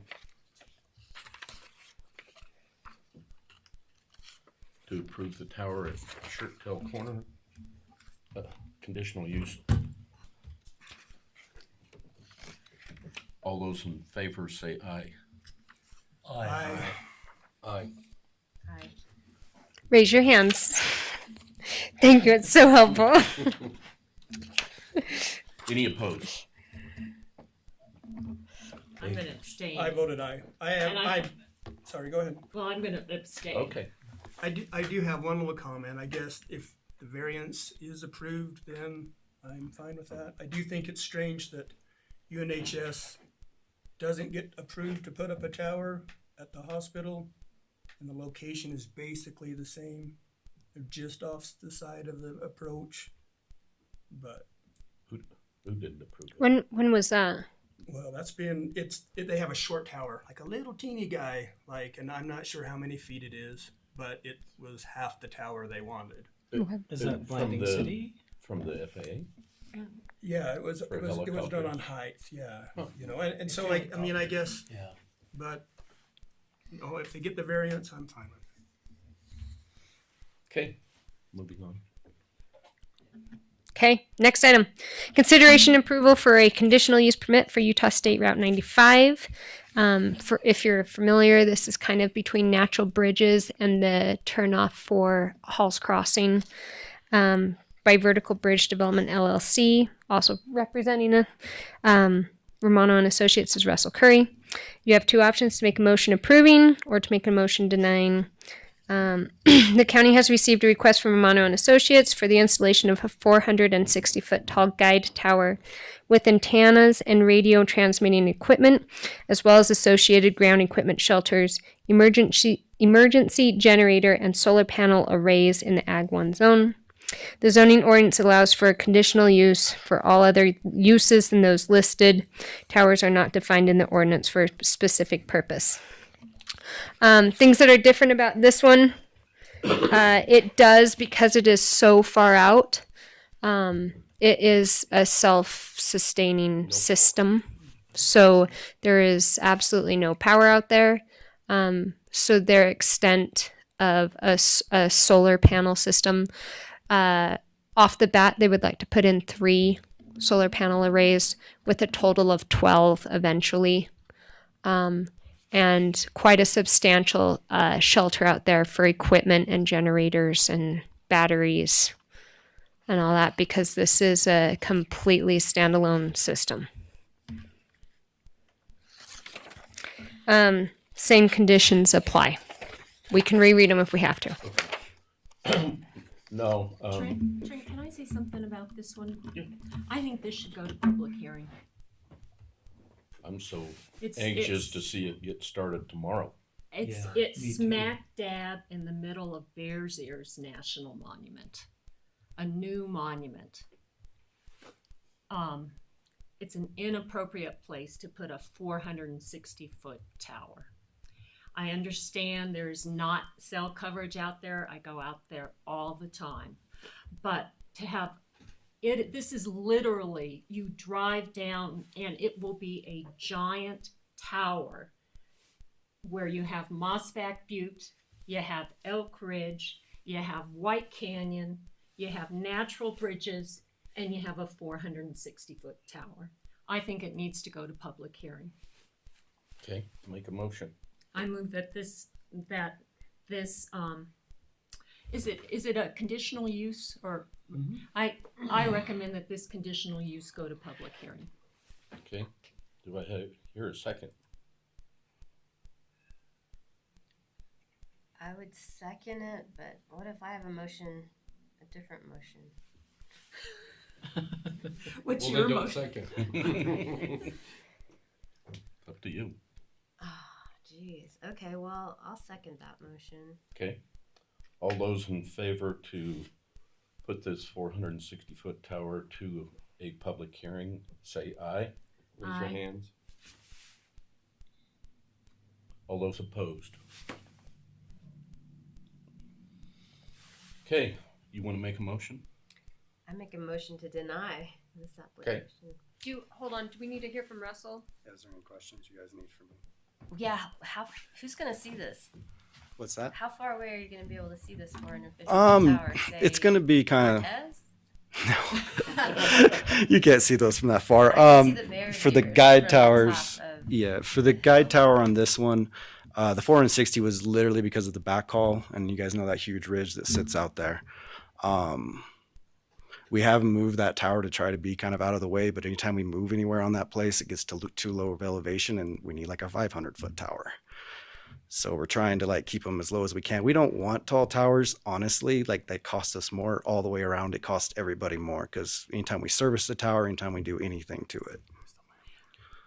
So the backhaul is one of our main deals. That's the where all the service goes to and everything for keeping it that height.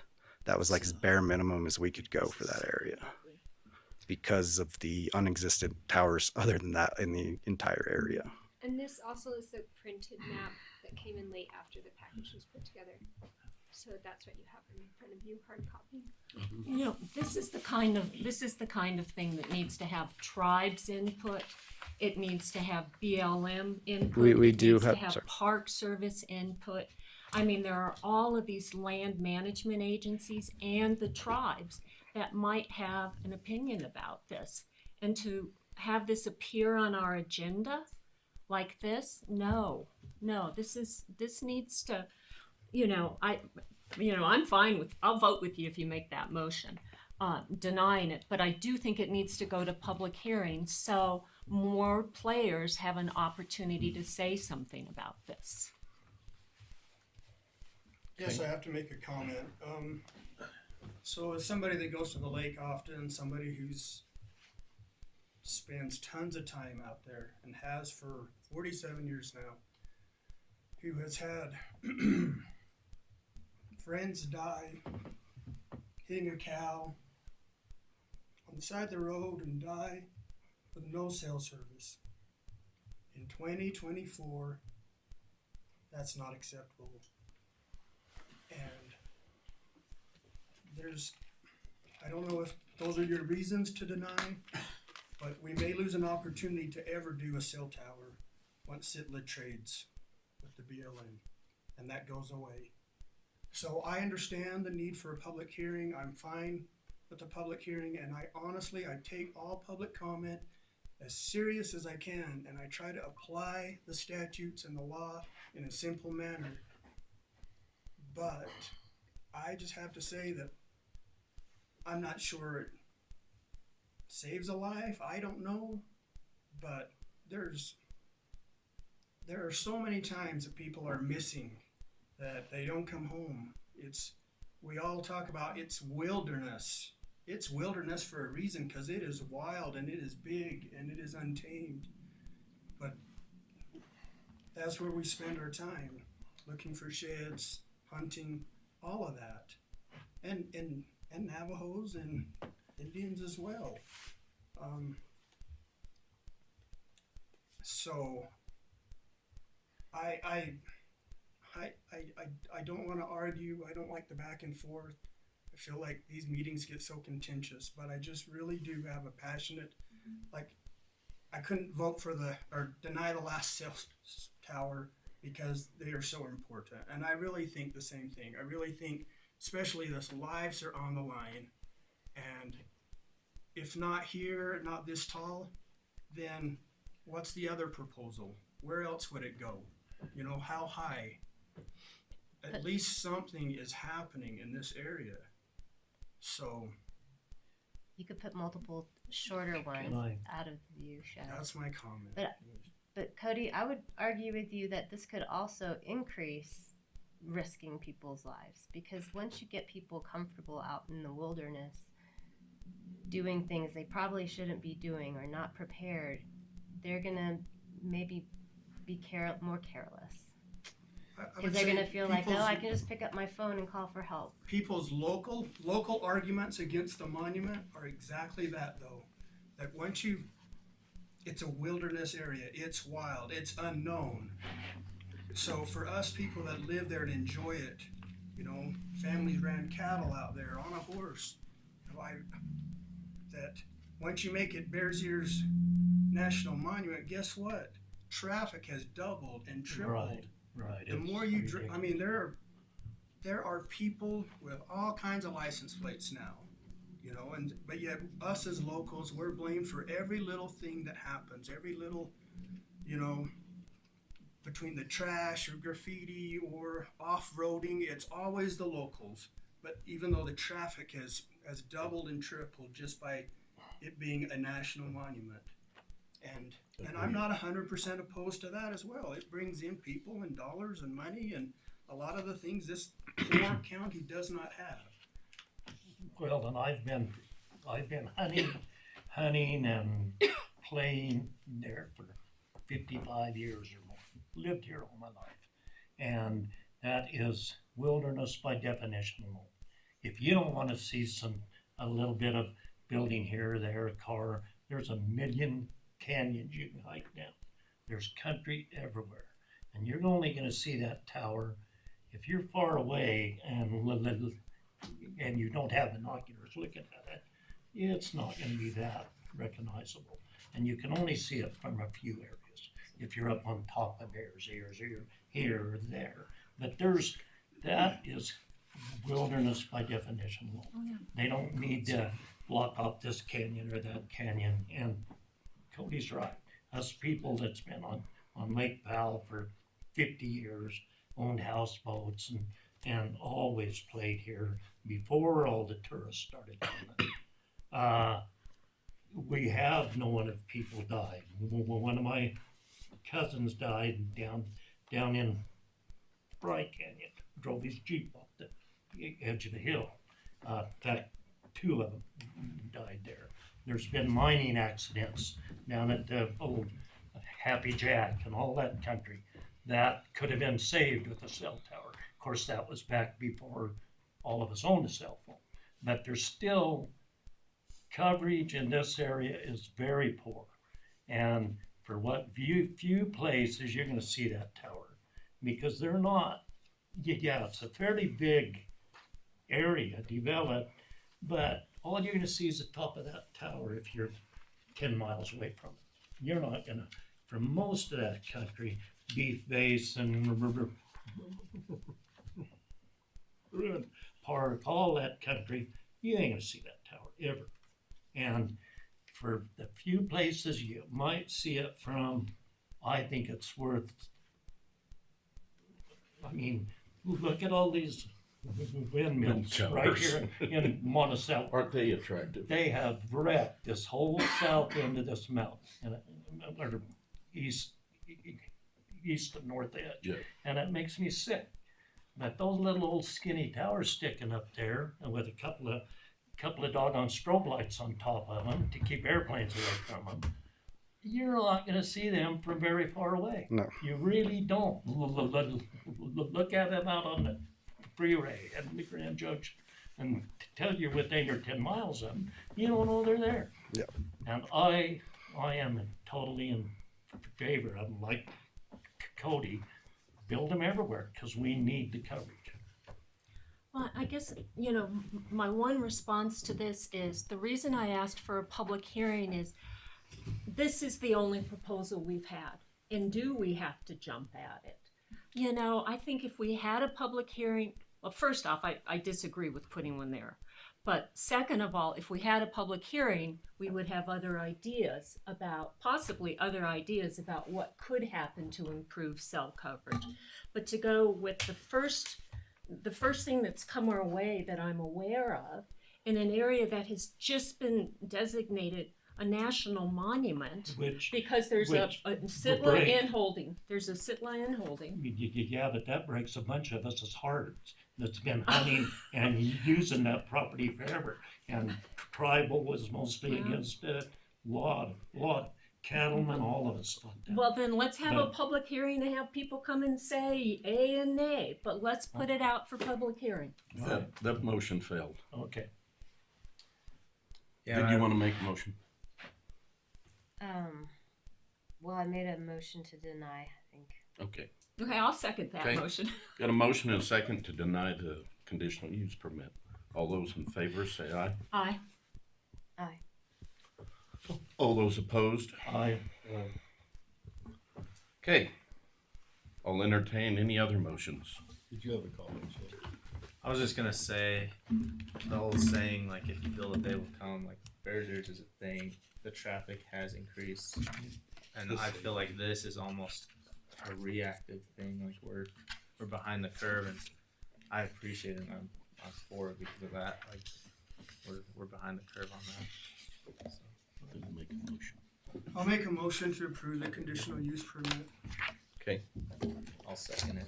Got a motion and a second to approve. With the conditions, hold on just a second. We need to read those conditions. It's the same exact ones.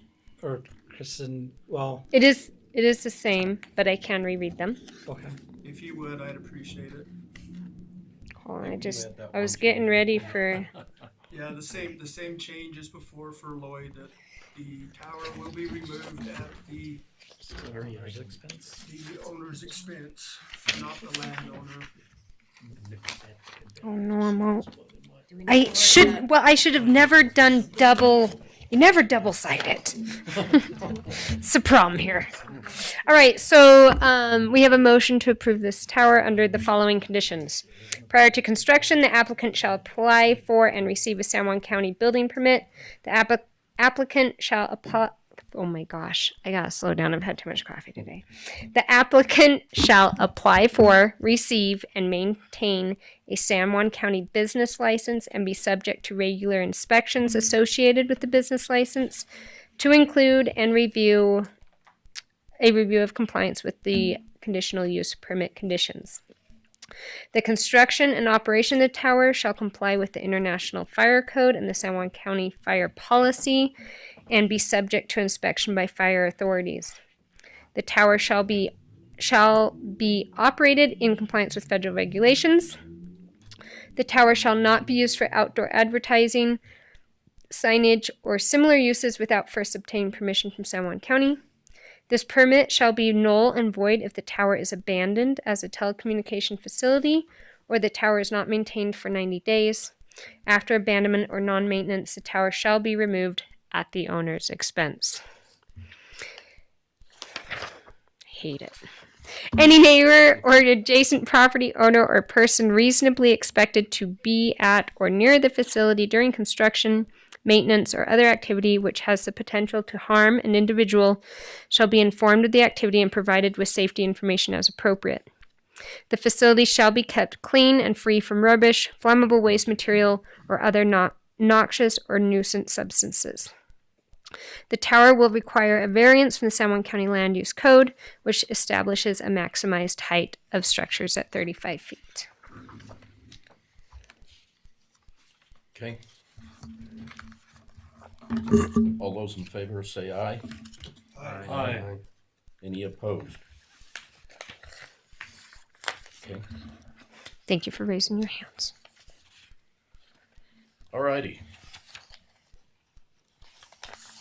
Lloyd asked me to take number 6 off the agenda.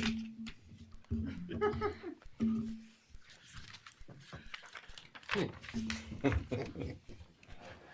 gonna flip-flop with Mac here. Oh, yeah, Mac, you good staff. Yes, let's see. I hold the packet. Let me grab real fast. Sorry, I didn't realize. Let me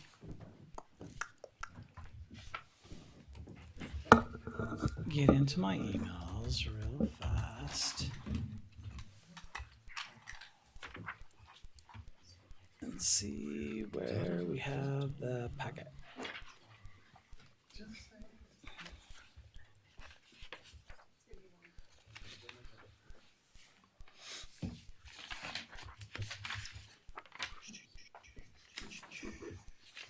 Staff report.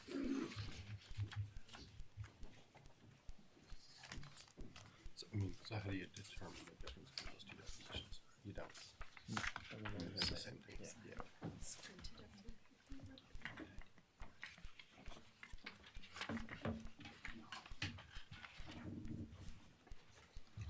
Okay.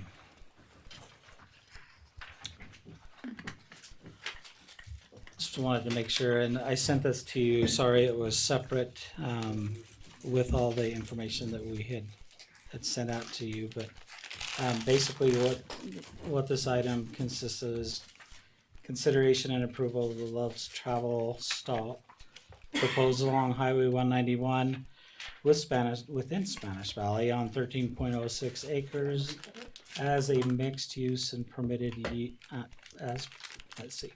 Let me start that over. So 13.06 acres as a mixed use and permitted under the Control District Highway Commercial zoning in the packet, and I've kind of laid it out for you to help summarize it, but let me spin down so the audience can also see this. Hopefully you can see that, everybody. Let me. Okay. So the Planning Commission has been ordered by the 7th Judicial District Court in and for San Juan County, state of Utah, to determine whether Love's proposed travel stop on property it owns on the east side of US Highway 191 and south of Sunny Acres Lane in the Spanish Valley area of San Juan County is a permitted use, whether the use is a mixed use, automobile service station, a restaurant, or both, and whether 2 or more permitted uses can be combined and still in harmony with the neighborhood commercial zone's intent and similar to other permitted uses, and also whether it requires a variance or conditional use permit. Love's property is currently zoned highway commercial under the Spanish Valley Development Ordinances. But before that, the property was zoned controlled district highway commercial under the San Juan County Zoning Ordinance 2011. Although the planning administrator at the time approved Love's plan as a permitted use, he did not explain why it was a permitted use. The district court determined that the travel stop was a mixed use, not entirely a single one of the permitted uses listed for the commercial zone, that controlled district highway zone in the ordinance. Citing the San Juan zoning ordinance section 12-2 provided in the list of permitted uses in the commercial controlled district highway zone that included other uses approved by the planning commission as being in harmony with the intent of the neighborhood commercial zone and similar in nature due to the above listed uses. We've provided each of you that zoning ordinance from 2011 so that you have that as a quick reference and can review chapter 12 and those uses that are described in there. We've also provided you with the current zoning ordinance for Spanish Valley as well, so you have all of those for your ability to reference those throughout this discussion. The court held that the planning commission, not this court, must first determine from substantial evidence whether this project is an automobile service station, a restaurant, or both. And if so, whether two or more permitted uses can be combined and still be in harmony with the highway commercial zone. The court directed the planning commission to decide that issue and determine whether the uses also require a variance or a conditional use permit. And then just as the history, and it was, indicated before and in the reports that you see with the application, as indicated in the staff letter here, May 10th, 2019, the Love's Travel Stop and Country Store Incorporated, via Kim Van Dyke, the county received an email of documents and application on May 3rd, 2019, and by U.S. Postal Service on May 6th, of hard-copied materials consisting of a sketch plan, project proposal, and an application for commercial development for Love's proposed Spanish Valley travel stop along Highway 191. The application was it included a check dated May 3rd, 2019 in the amount of $550.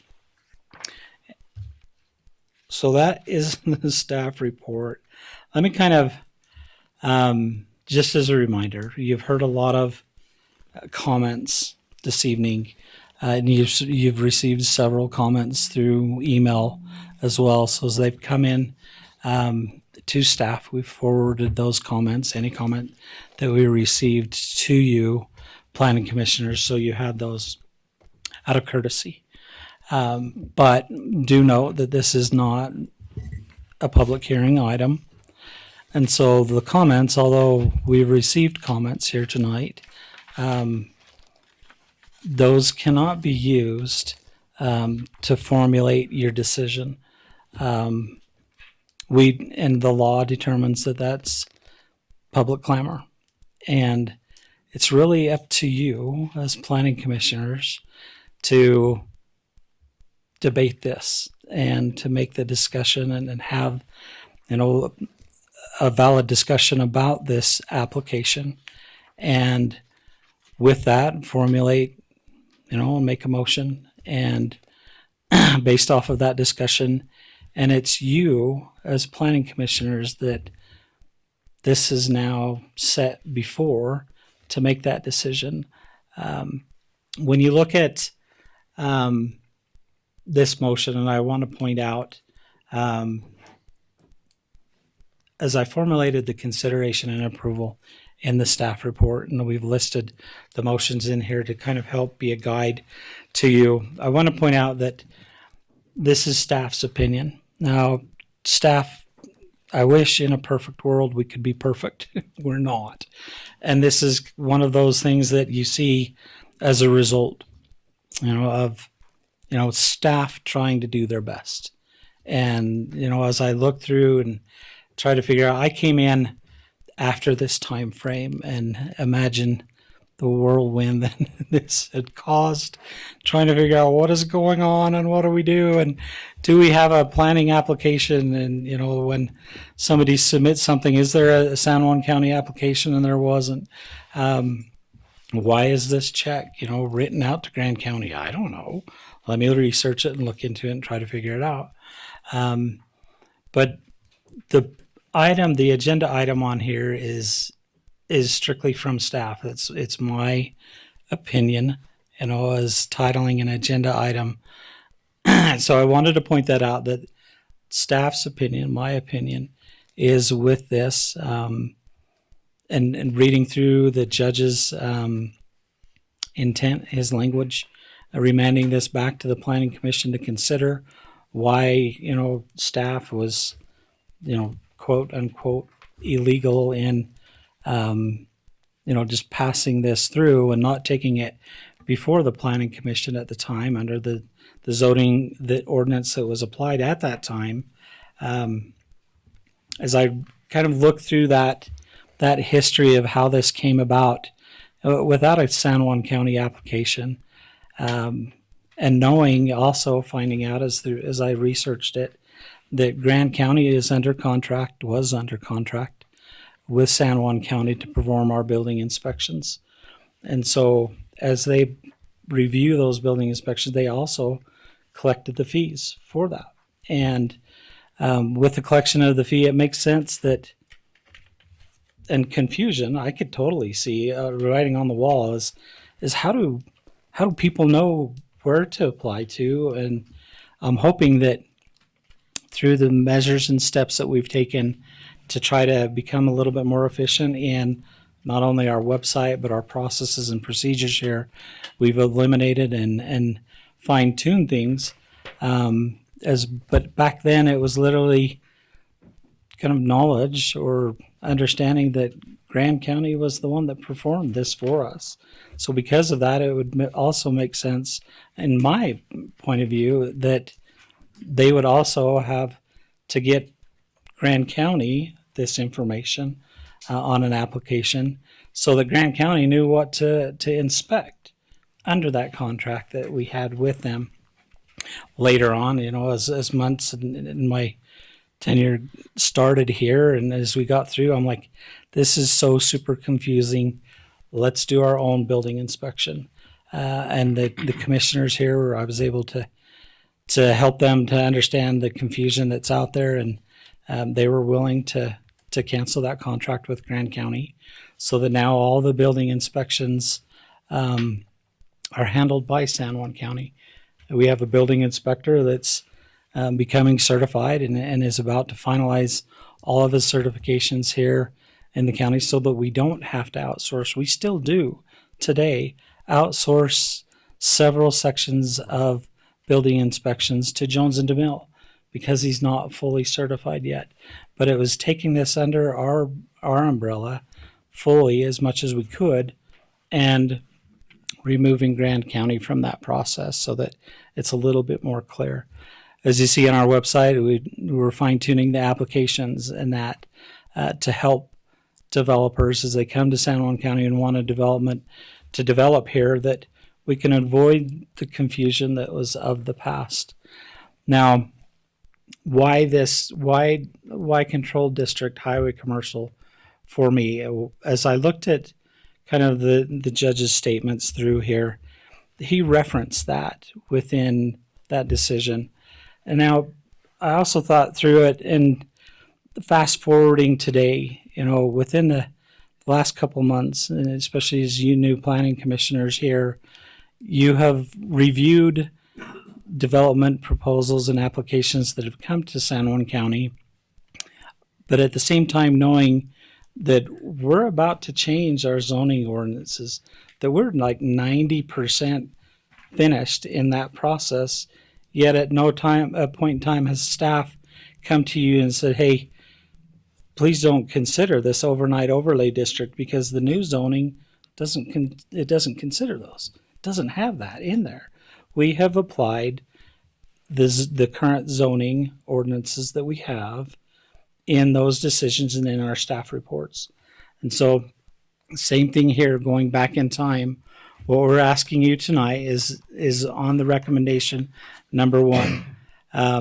Make a motion stating that Love's application is incomplete and cannot be considered, or make a motion stating that the Love's application is complete, but that the commercial controlled district highway commercial zoning, they should have shortened this stuff back then in 2011, make it easier for the presenters.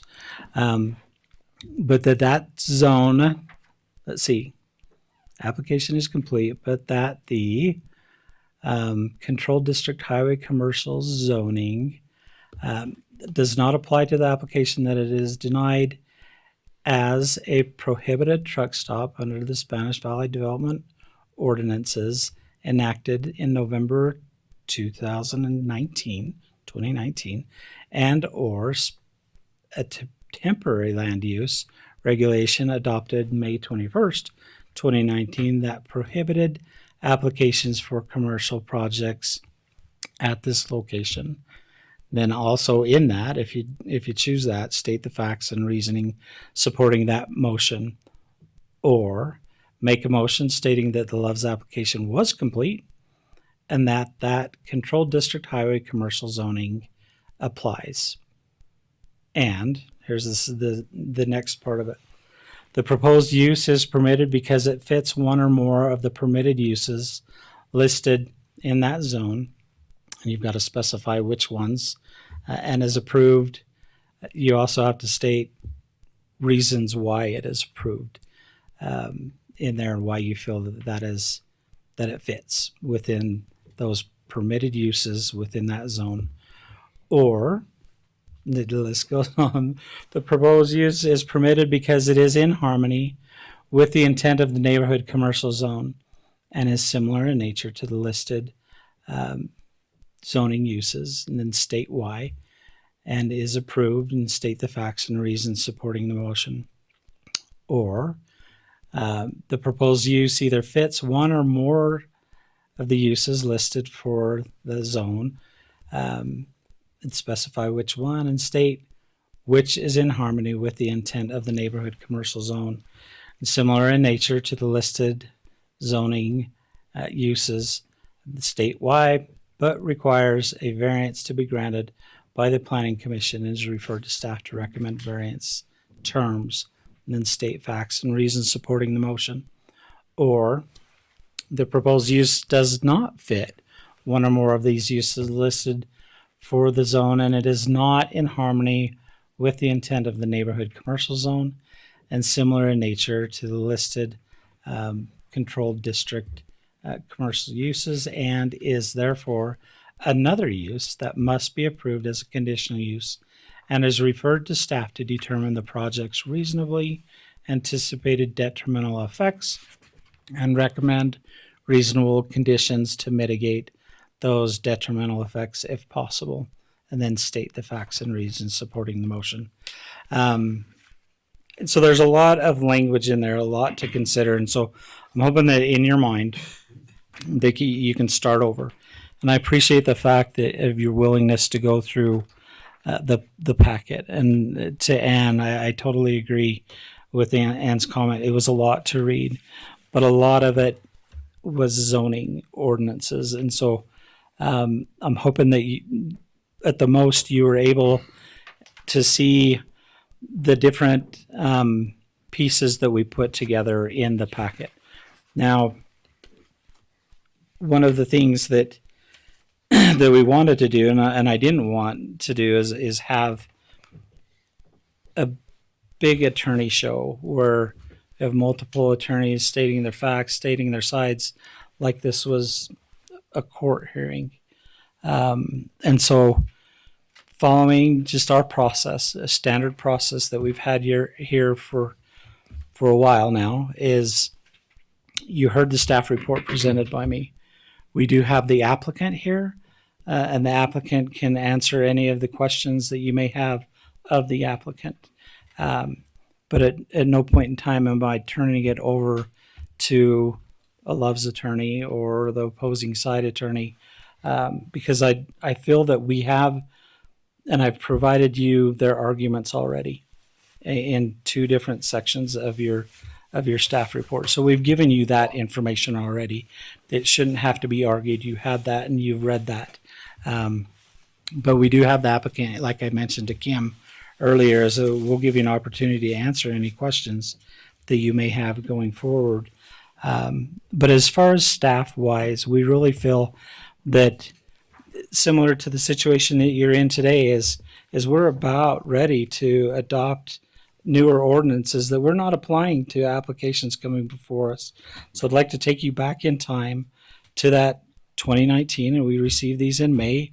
In the packet, you see staff's reply to the applicant saying, hey, this is what I think is looking at your application. That's what we're looking at today. And so taking you back into that 2019, that May of 2019, it was interesting when I got here looking at the delay in the moratorium, and you can always argue the merits of why there was a delay in the moratorium. What I found and what I think, and I can't speak for commissioners that were there at the time, that a moratorium was placed on the county agenda that was drafted by someone outside of the county. It wasn't drafted by the county attorney, and that's when the county attorney says, hey, but wait, I have some concerns. And so that prolonged the placing of the moratorium. It wasn't that I know of, that I can find, that I can see, staff's intention to delay. It was literally things. So the county attorney represents their client, the county, in all legal matters. And imagine you're the county attorney and all of a sudden the moratorium is placed. You've never seen it. You didn't give that advice to the commission to say, hey, here's how to do it. Here's how to structure it. And here's, what we're looking for and the merits of the moratorium itself. From what I can find, what I can tell, that didn't happen. So there was a delay. There was a stop. It's like, hey, wait, I have some concerns. Because ultimately, county attorney represents us. And so that kind of gives you a little background story to the situation that we're in. But the judge did, he's like, okay, staff did wrong. And, whether that was an interpretation on staff's part, we do take some liberty in trying to interpret the ordinance, but also so should you as planning commissioners, as you have that ability as it's given to you from the commissioners, from the board of commissioners to the planning commission to interpret the ordinances that they have adopted and approved. And so we're asking you to do that tonight, kind of just reset, start all over back to 2019. It was a good year for me. I'm hoping it was a good year for all of you, but hopefully, first is that determination of where we're at. What do you agree with us that, applying these newer ordinances or the old ordinances really should be there, and then looking at each of those motions to help get a finalization to this. Now, I don't think this will be final. Obviously, we've got to be, it's for me in my head, and I haven't spoken to the attorneys about this, but there's got to be a report back to the judge, and I'm sure it'll continue on both sides of this case. And so when you look at these motions, and you've seen it, and I've advised you of this in other decisions, is making sure that in your motions that there's a statement of why you make that motion. Because, and I've told you in the past, is literally as we look through the minutes, I've seen where the planning commission has approved a conditional use, and we cannot find those conditions that were approved. So you see the minutes, so the reflection of that in today's minutes that you review. They're not just a little summary on there, they're extensive, and they have the reason why you made the motion. They have your intentions in that discussion in our minutes so that we have a clear record, and we're asking for that again tonight, that as you deliberate and you make the decisions tonight, we've kind of helped provide some guidance in the recommendations and the motions that you may make. We've tried to be fair on both sides and not heavy-handed in one or the other. We've given you options so that as a planning commission, as a body, that you can clearly make the decisions that you intend as a body, and going forward with this development or this project, and what happens within Spanish Valley, and probably more holistically what happens within the county. Okay, you have to educate me real quick. Oh. Boy, that's a big I task. know, That is. I know Max. Yep, I went there. Control district. Before that, before 2011, was it just highway commercial? That 1,000 foot? Where does the control district come into this? I mean, you look at our new ordinance, which is the 2019. It is highway commercial. Highway commercial. The understanding in 1978, it was 1,000 foot of highway commercial. The control district, did it become a control district when this ordinance went into place in 2011, or was it always a control district? So here's how I look at it: is all I can do. I don't know the history here. I wasn't here, and the way that I look at our ordinances now is literally black and white. I can't. There's nothing in here that references the past before we've enacted these. So all I do is I go right to 2011, and whatever it is in 2011, that's how I read it, because I wasn't here. I mean, This is it. that is it. 100%. The 100%. But what calls out the 1,000 foot highway commercial being a control district? Can't find it. So we are just considering any 1,000 foot of highway commercial throughout the entire county, that this is the highway through LaSalle, 191. Everything is a control district. Everything is control, and we have. So in your packet, you have the old maps, and it was kind of because I went there in my head as well. I was like, well, how do I know where this was even at? We don't have that planning map on our website anymore. It's long gone. Yeah. You know, and so where were the zones at? Where is this highway commercial? Was it really? I mean, we've had that problem here in the past because of our zoning maps have been kind of in disarray and hard to navigate and hard to read. In the packet, there was, in the presentations, an old map that showed the zones, and let me try to get to it so that you can see what used to be. Well, I know for a fact before 2019, the zoning map for Spanish Valley Yes. was highway commercial, 1,000 foot, agricultural. That's it. That was the whole upper end of The, that. every bit of it. There was no So zone before that. according to the ordinance that I'm looking at, that we are banking off of from 2011, I don't see any residential housing in highway commercial. And that's 1,000 foot. So let's back this up to the beginning of the argument. Why is there a bunch of residential in our highway commercial where we're supposed to put highway commercial stuff? Right. So we've got Merriam Court. Mm-hmm. It's accessed off the highway. We got all the residents on Sunny Acres there. I mean, how far do we go back on this argument? The residences should have never been within the highway commercial. That was a commercial zone designed for these specific things in our ordinance, and even before that. And the other part of that, and I feel bad for people that's bought within that 1,000 feet. Because before all of them homes was built out there, the old Murphy Farm and stuff, which I ended up owning years later and developed a bunch of that. But all of those homes were built back then where nobody cared, whether it was commercial agriculture, and the county never enforced nothing anyway. But all of these people that bought within that area, if they would have looked at just the San Juan County straight zone down the highway frontage, it's 1,000 feet commercial on both sides, and it's always been for 100 years.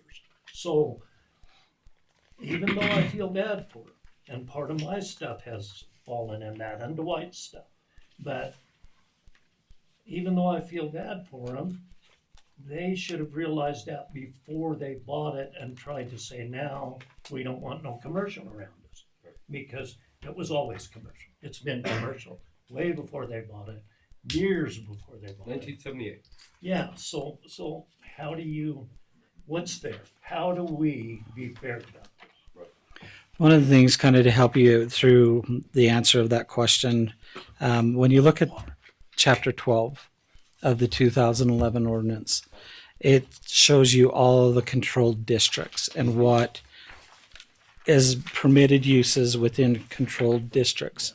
So it kind of takes it as a big umbrella, and then it breaks it down into subsets within that chapter 12.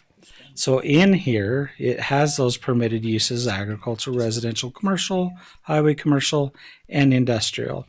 Now, I can't tell you what they did in the past and why, Well, that's but the thing. We have no proof that anything was ever ran through the special provisions of how to create the sub-zones Mhm. within the control district.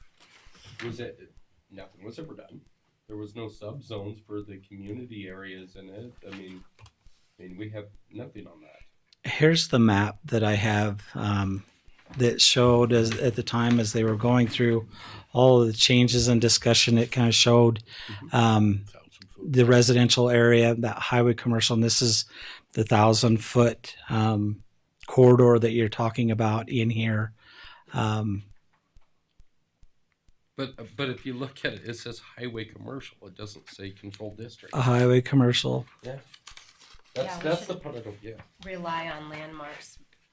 I know, but even Existing our zoning own maps. this is actually our map that they used Oh, really? to Mhm. duplicate for Oh. previous Well, existing. This Well, was then just how a is it that presentation. we had a subzone for LaSalle Junction being community commercial. Where's that map? I could not tell you. I would have to. It's in our, I mean, it- I would have to that was- pull that. I you know, didn't. that's what we Yeah. considered when we were looking at that application. Yeah. Where is that map? Yeah, that's what I want to know. Or how did staff determine for that meeting that that junction was community highway control district? Because it's outside of the Spanish Valley. But yeah, so where is that? And so- countywide, not, you know. Yeah, she's saying not including the Spanish Valley in this. Where do we find that LaSalle Junction was part of a control district? On our website, we have that map. That one is actually specified on the map in the website. Yes. Yep. Same with LaSalle. So then why isn't there consistency with this map where it would show us that it's controlled district? This was at the time of the zoning changes. This was what was presented during that time. But That's where I Spanish Valley found. would be, there should be a map of the old It zones. looked just like that. Which is here. This is the one. This is existing zoning that was so we used in don't the have a presentation. larger, giant county-wide. No, we've been waiting for that for about 10 years.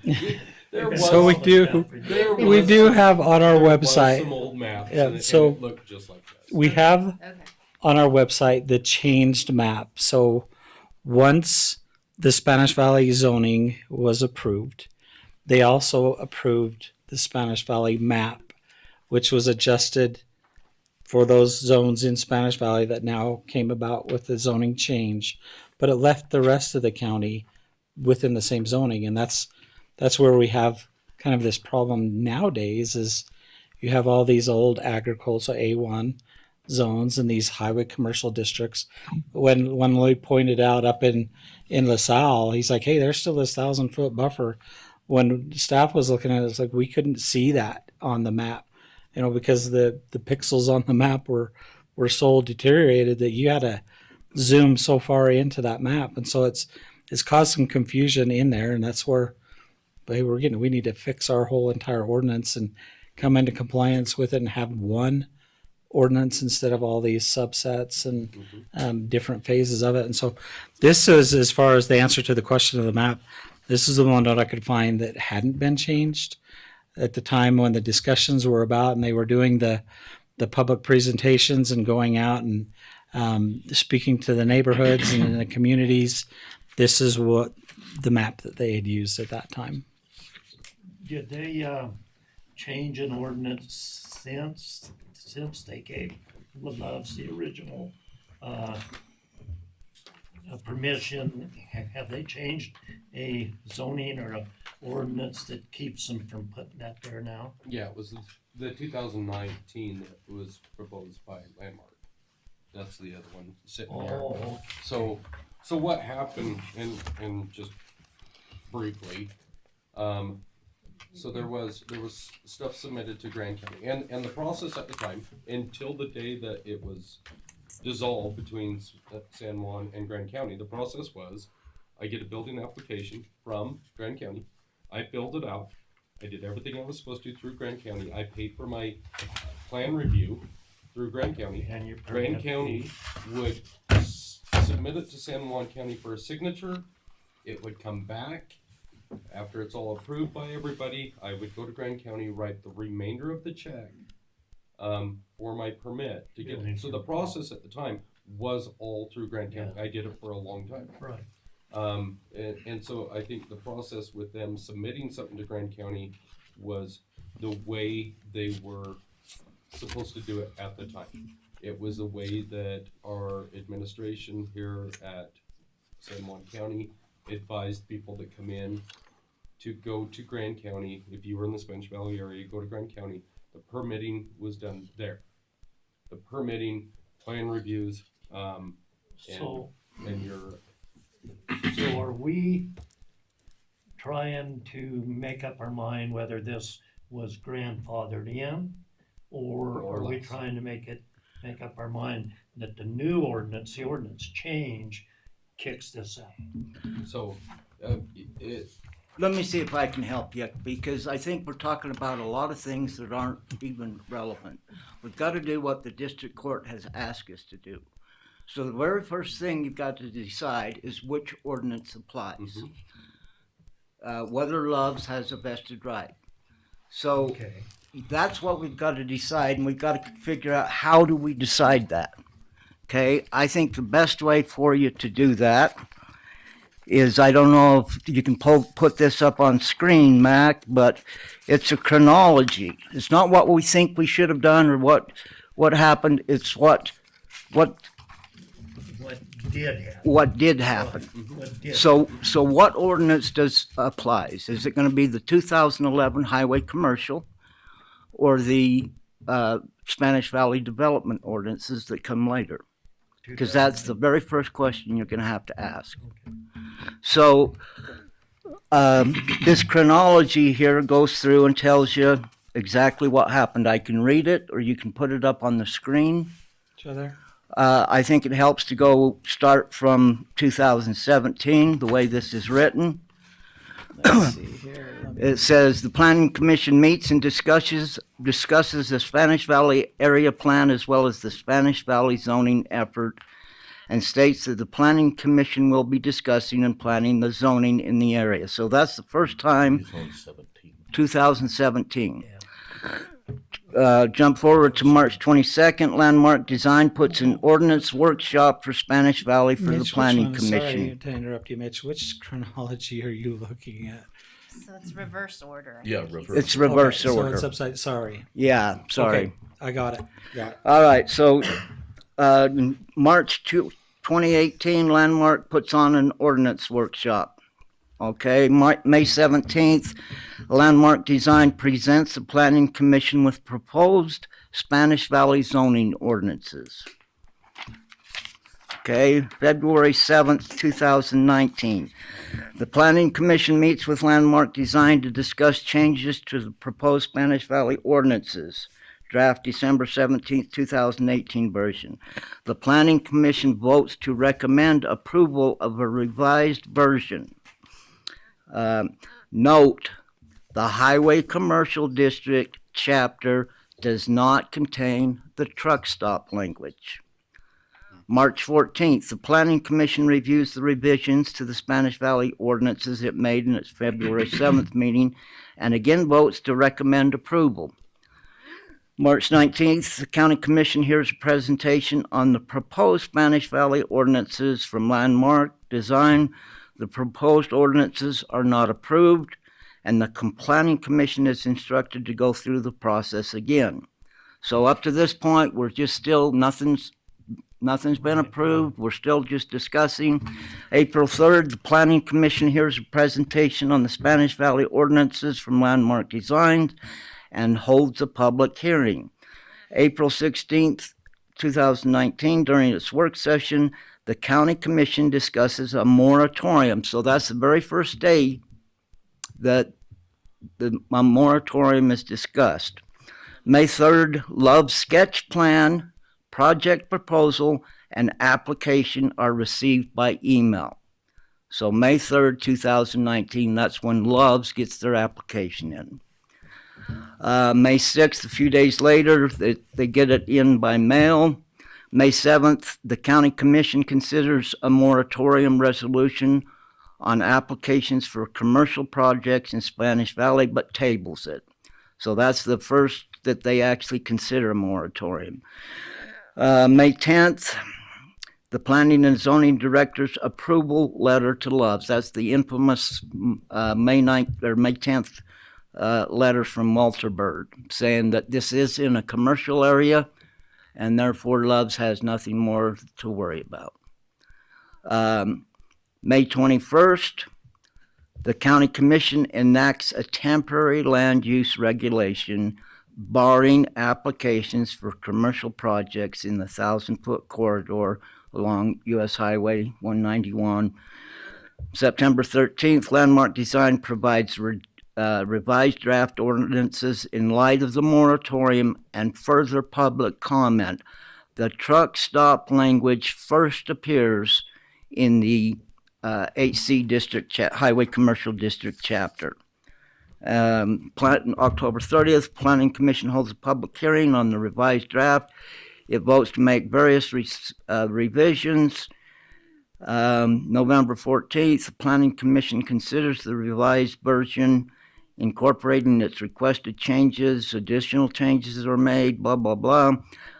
November 19th, the County Commission considers the November 19th version of the SVDO, which incorporates the Planning Commission's revisions, but the good old County Commission ultimately decides instead to adopt the draft version from Landmark Design.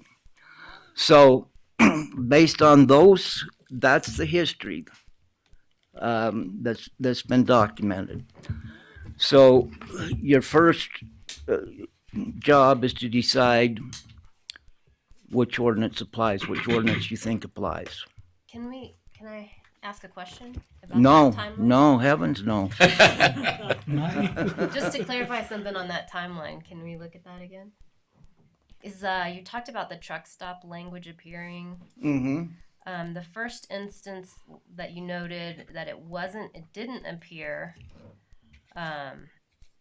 originally back in, what was it, one of the 17th, 2000? I think, yeah, February 7th. Can you scroll down, Mac? That was one of the ones me and Trent took it off. Where are you at? Down low, right there, the February February 7th. So in that conversation, you're talking about the Planning Commission's version of Spanish Valley Ordinance, right? And then when you go back up to the top, September 13th, there, the truck stop language first appears in the Highway Commercial. So now are we switching and now we're saying truck stop language showed up for the first time in the Spanish Valley Development Ordinance one there? Or are we saying that truck stop language showed up in the Planning Commission version of? I think it first showed up in the Spanish Valley Development Ordinance. So that's referring Mm-hmm. to that one. Okay. When does it show up in the one that the planning commission was working on? I'm not sure what, was Nate what you're too. asking. Because I don't see that one noted on here. What exactly are you Wasn't asking? it added to your revised version that y'all were working on? We removed it. We removed it twice. Yeah. Okay. And so then so the language, what did the language actually say? exactly what's still in the ordinance now. The current one. Yeah. No. What about back on February 7th? Did that, when it says the Highway Commercial District chapter does not contain the truck stop language? What, I guess my question is, what is the truck stop language? Is it saying it's a permitted, it's not permitted? No, I think it says that truck stops are not allowed south of North of. North of the Kinslake cutoff. That's in the Spanish Valley Development Ordinance. Yeah. What about the one that the Planning Commission was We promoting? took that language out. It's all the same thing. You're talking about the same thing. We are? Okay. Yeah. It was the Spanish Valley ordinance. Okay, so this, So my main question is, to make it real simple, did the 1,000 foot a commercial from the middle of the highway, at the time Love's applied and was given what they were given, did that allow a truck stop at that time, or was that ever even Well, taken into that's consideration? Judge probably is saying it did not. That's a question that we'll have to decide once we decide Okay. which ordinance All applies. right. But you got to define truck stop too. I mean, if you look up the definition of truck stop and the definition of service station, automobile service station, there's no difference. I mean, because the ordinance in place in 2011 and the ordinance in 2019, both are good with automobile service stations. Definition, you compare them online, Webster's dictionary, however you want to look at it, they're the same definition. So 2019 says it is allowed. Under the same definition, it's not allowed. So to me, I mean, they're the same definition. Well, I've got a let's different decide. question real quick, just a different part of it. So, my question is on the judge's decree, basically sending it back to the Planning and Zoning Commission to find which zone is applied, why you feel like that zone is applied, but then part of staff's notes and comments, like I'll go to I've got it here, number 3. The application was complete and the CDA.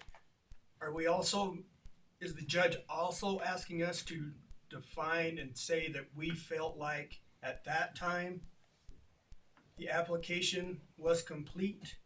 And do we as a planning and zoning commission have to live by and say that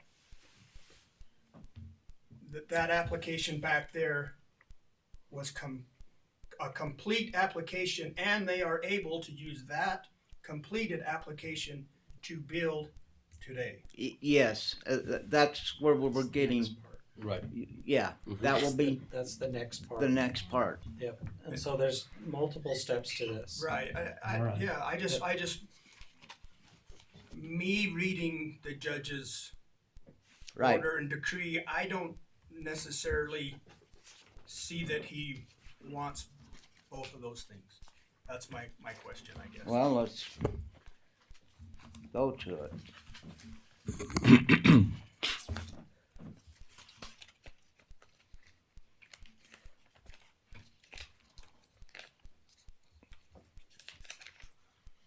All right. Here's his ruling, and I'll be kind of short. Where are you at so we can look? Well, I don't know if it's probably in the packet. I don't know where it is in the packet. It would be what I'm reading from is entitled Like ruling and conclusion of law? Order on Petitioner's Motion for Summary Judgment and Respondent's Cross Motion for Summary Judgment. Exhibit 2. Is that it? That's what you're looking at? Same thing? Yeah.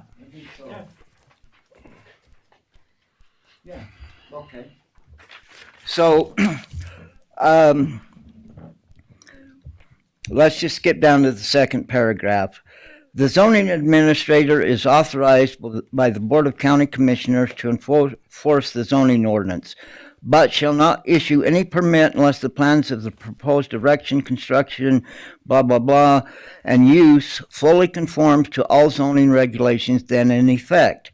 And if there is a question about whether development plans are consistent with the general objectives of this ordinance, the Planning Commission shall make a determination. So all that's saying is we've got to make sure that the applications, the development plans are consistent with the zoning ordinance.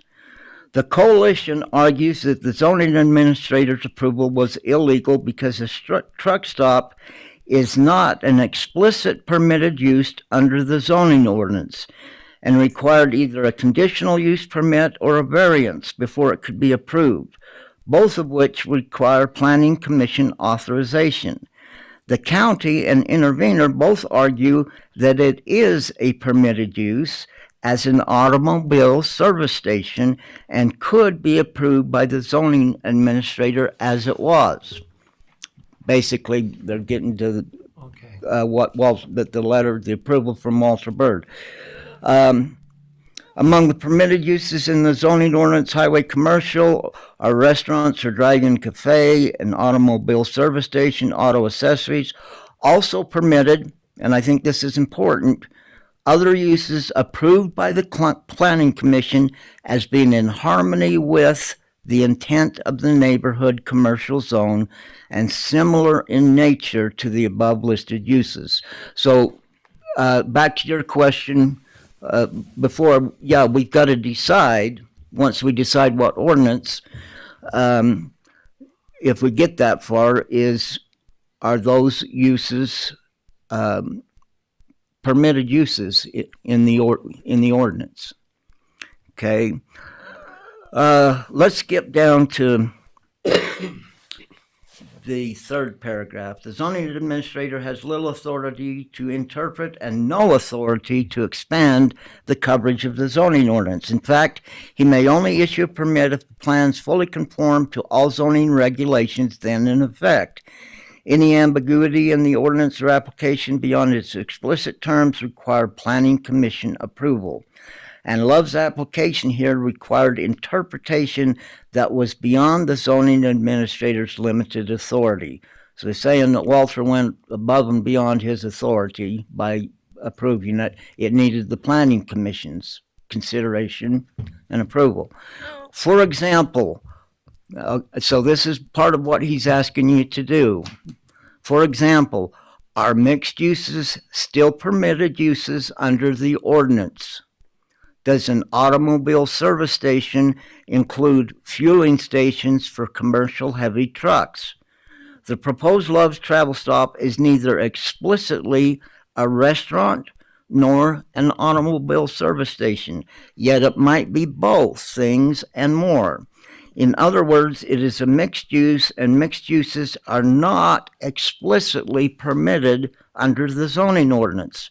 Instead, the Planning Commission, not this court, must first determine from substantial evidence whether this project is an automobile service station, a restaurant, or both.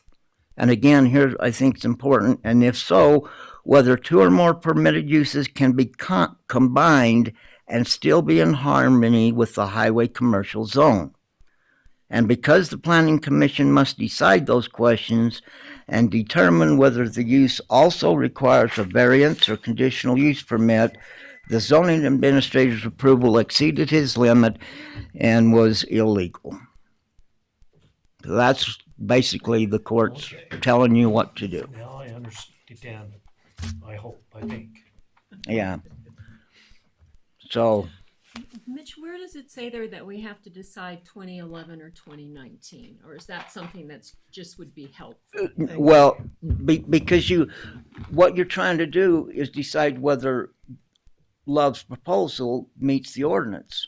Well, what ordinance? See, the coalition is arguing that the ordinance should be the Spanish Valley Development Ordinance because it has that explicit truck stop language in there, and it would be prohibited. Okay. And also mapping. The Loves is arguing that no, they put their application in back in 2019. We went through the chronology there. Yeah.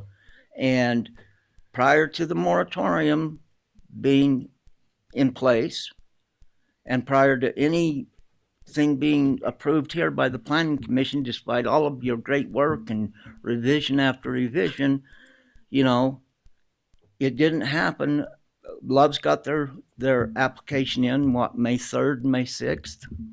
So that's for you to decide. And so before you can decide whether it's permitted use, you've got to decide, okay, what ordinance do we want this to be under? And that what determines that is whether or not we see the application as being complete or not. Yeah, right? and so I feel like we need to walk down that road. Is the application complete or not? I mean, that determines. yeah, because even if you decide that it's the 2011 ordinance, but the application is not complete, then that's a problem. I mean, it's not a problem, but I just don't see it that way. So the other question is like Lloyd said, a gas station and a truck stop with restaurants, cafe, convenience store, everything Love has. Is there any language anywhere that separates them two? I mean, I know that when we adopted the Spanish Valley ordinances in 19 or whatever it was, it says no truck stops north, south of that Ken's Lake cutoff, right? North of it, right? But as Lloyd mentioned earlier, what constitutes the difference between a truck stop and is the way it's zoned after 2019, does that allow gas stations, automobile, 100%, everything that's in the Loves except calling it a truck stop? Yep. Well, all those businesses, in my opinion, are multi-use. I Right. mean, they're like a service station may be, you know, fuel, tires, oil, or like a convenience store. I mean, you know, there's a million different Right. words we can use, and there's ones that are listed there, but they're all a multi-use business. Right, and that's restaurant, what I'm. drive up, you know, I mean. Matt, can you put up the actual 2011 ordinance? Is it chapter 12, so we can look at the exact language of what it says there? Because again, you've got to. Well, I'm sorry. Sorry, it's page 44. Because that's what the ordinance says. Permitted uses. But You I know. just wanna Next page. remind Where we everyone look. that this is where we need to decide which ordinance first. Yeah. Okay. In my opinion, with the way that things were Even the way it's permitted written there, you go and up. applications Yeah, It were, even says in the community commercial, if it it lists was their understanding that they had car, everything that they were supposed to like have it in, commercial parking lots. I mean, Yeah. I would argue that to death. I come to the county and I say, you know, what do you need from me? Okay, go to Grand County. I go to Grand County. I do everything that I was asked by Grand County. Go back to San Juan County. There's an approval letter. I have done everything that was asked of me by the county that I'm trying to do something in. My application is complete to the best of my ability with the county I'm working with. So my application's done. Because if I was in that position, I would fight it tooth and nail. I asked you guys what you need from me. I did everything that was asked of me. And now you're going to tell me my application's not complete? Certainly. I mean, that's Yeah, the way I yeah. look at it. Yeah. That's I mean, one that's thing for that's a your bit. average developer, but for someone as sophisticated as Loves, No, I it's would different from expect every county them to every to- state. Right.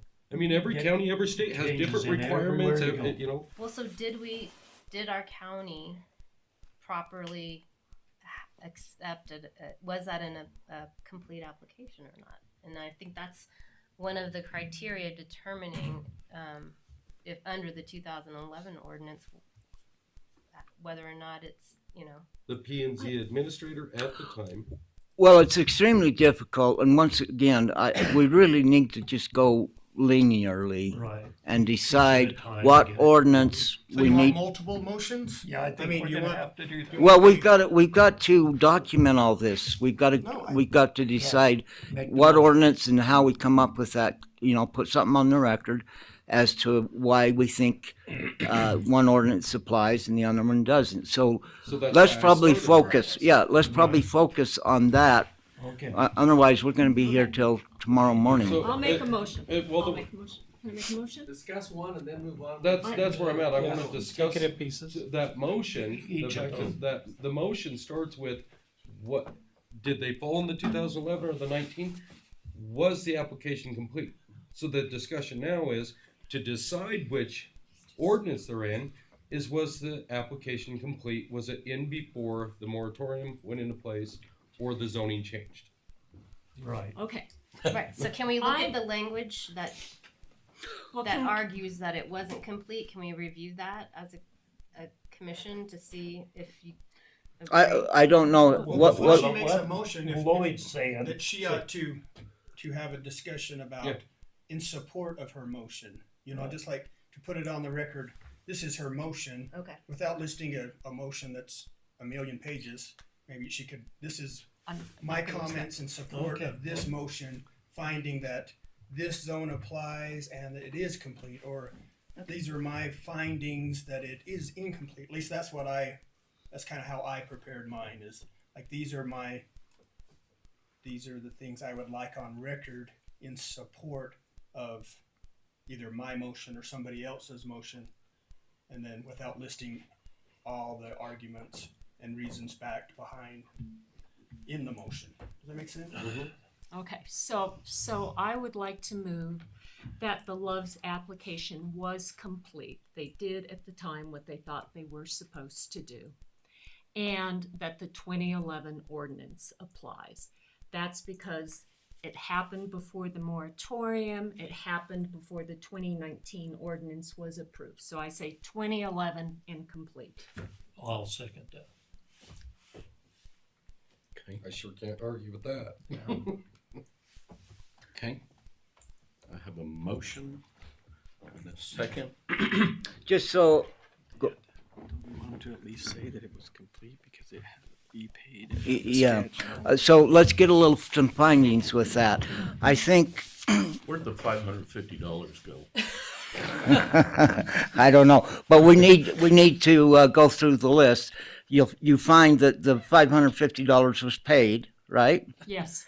Help me out here. What else Can is we look at that language from the sketch plan complied with the requirements that the planning commissioner, the zoning administrator took back at that time? Is the I mean, sketch plan I'm sorry? complete? Is the sketch plan complete? The sketch. Well, I think that's the motion, So so, here's the plan. yeah, so I'm just, I'm not saying, I'm not trying to say, I'm just saying that if that's the motion, let's put some findings Yeah. behind it. Okay. So, Mary says that the motion would be that the application was complete. I assume that means that you find the sketch plan was adequate? Yes. I think we all agree that Love's did their best due diligence with the information given to them by Walter Are you getting this? and whoever else In Grand provided County. them, that they had a completed application at the time. Yeah. Okay. Does anybody have a problem with that, the chronology of facts that we read? Because I think that would be helpful for the district court that supports your motion that the Loves had the application in prior to anything the planning commission did and prior to the moratorium being in place. It smells, but it was prior. Yeah, okay. But the only reason the But it might moratorium have- went in place was because of this. Yeah. It was like, maybe- hey, I want to do this. Nope. I mean, just like that. So it was, Do you have it was anything else to both add? ways on that one. Yeah, no, I get it. Yeah. I just need those details.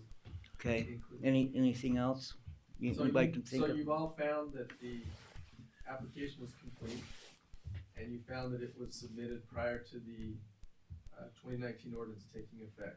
And Or the therefore, moratorium. the 2011 ordinance applies. That's what you're finding? Right. Yes. Okay, that's in the Exactly motion. what we're I'm finding. not trying to put words in your mouth. No, Yeah. that is. Melissa said that already. Yeah, that's. That is in the motion. Okay, I think that's good. Add that chronology in there. Okay. Okay. Have a motion and a second to send back to the court. Do we want to include Mac's language? Well, I think On we're- the I think staff we're- report? yeah, 'cause we No. got another That's- motion you're permitted, good. yeah. Okay. You're good with Okay. the language in the motion. It's Okay. fine. You've actually added extra to it, which will be stronger. That we believe Loves did everything in their due diligence that was asked of them. Their application was complete. We're going off of 2011 zoning ordinances and prior to the moratorium, and include the chronology in the findings back to the court. All those in favor say aye. Aye. Any opposed? Any abstentions? Motion carries.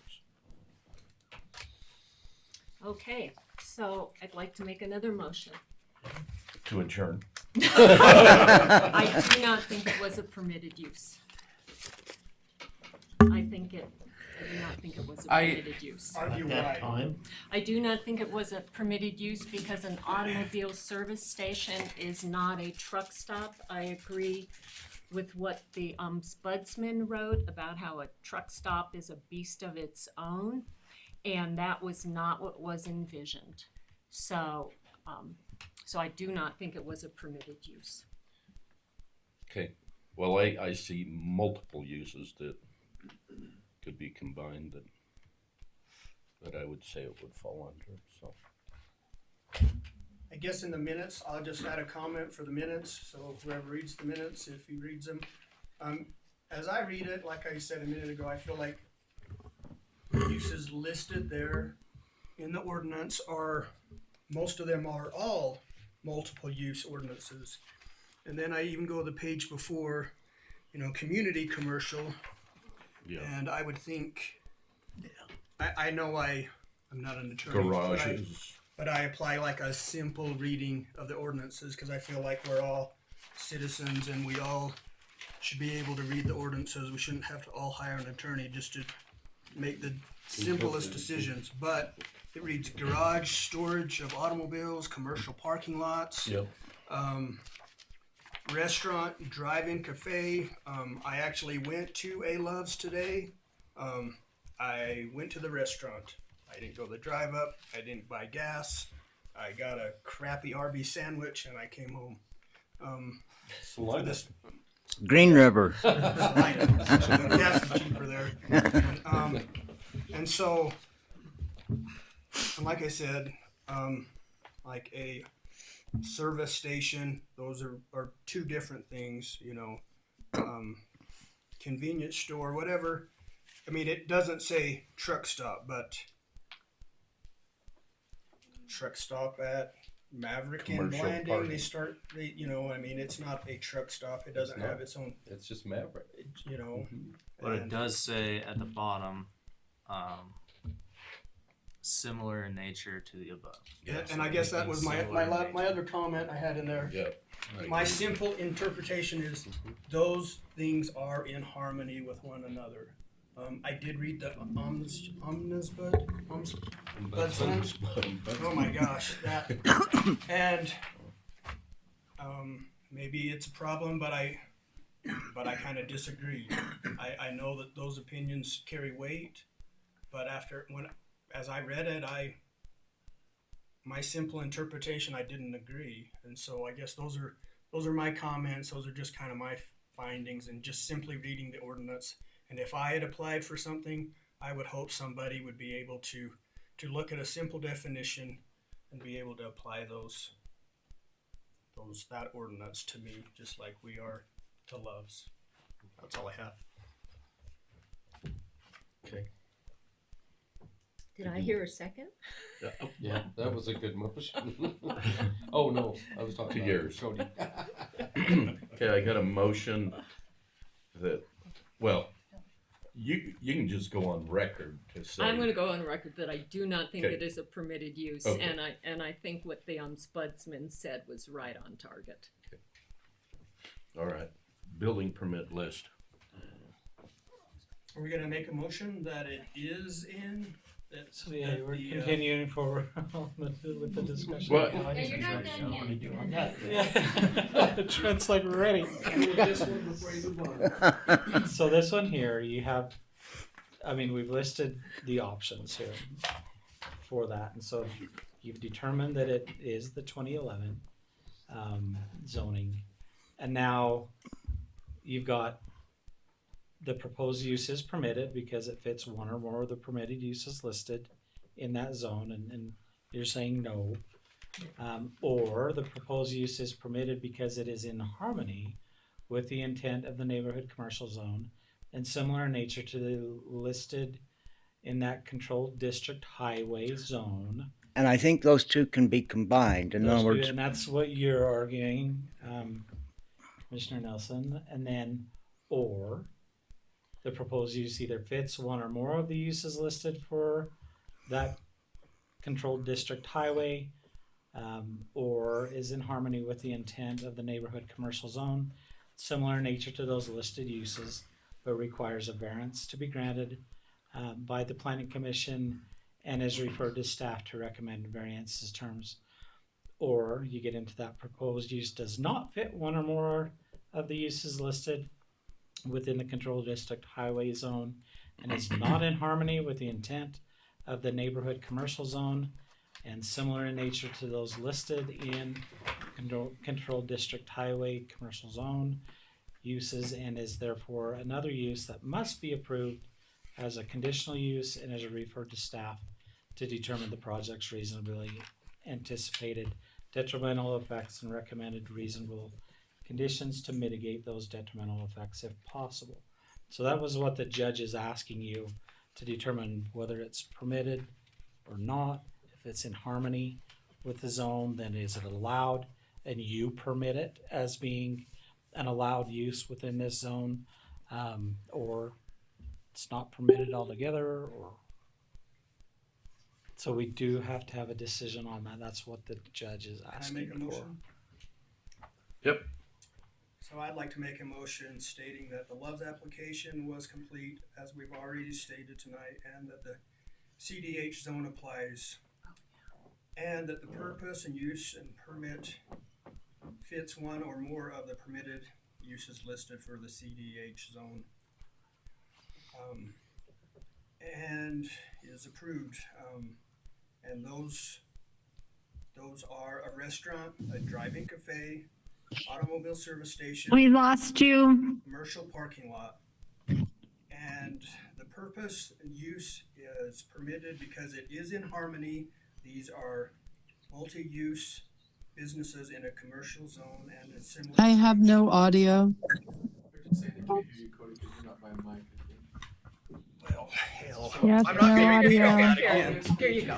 Okay, You go. so Warm up. Now you've got to give us. okay, so I have to start out again? It'll be better this time, if possible, if that's even possible. Are you serious? Yeah. You want it on the microphone? well, did it pick it Can up on someone the mic? text Holly or Colby and let them know we've lost audio? I Can am you- trying to can you hear us text now? Matt. Okay, hold on. Can you? How's that? Can you hear us? Can you hear? Yeah, he said yes. Okay. Sorry about that. So is it on the recording or do you want me to start over, gents, for $550 an hour? I'll do it. You better say it in the microphone. Okay, here we go. I'll try to do it the same. I don't know if I will or not. I make a motion stating that the Love's application was complete and that the CDH zone applies. This motion was made tonight by the Planning and Zoning Commission and applies to the CDH zone. And all the proposed uses is permitted because it fits one or more of the permitted uses. And those uses are a restaurant, drive-in cafe, commercial parking lot, and automobile service station. And I believe that these are in harmony with each other, being multiple use commercial businesses and in a similar nature from one another. Okay. There's a motion. Second. And a second. To stating that the proposed use. Let me just add one other thing. So you're saying that the ordinance does allow for mixed uses because they they're are in harmony. in harmony with one another, and as they're stated, even the ones that are stated are multiple use in their design and function. Okay. Mike, go back to where you were, to planning. Yeah. Okay.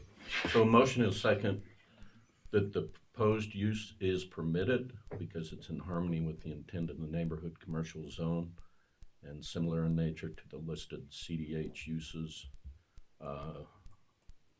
And Cody already mentioned what they were. So all those in favor say aye. Do you get discussion? Aye. Who seconded? I did. Sorry. Okay. Lloyd did. Discussion. Okay. All right.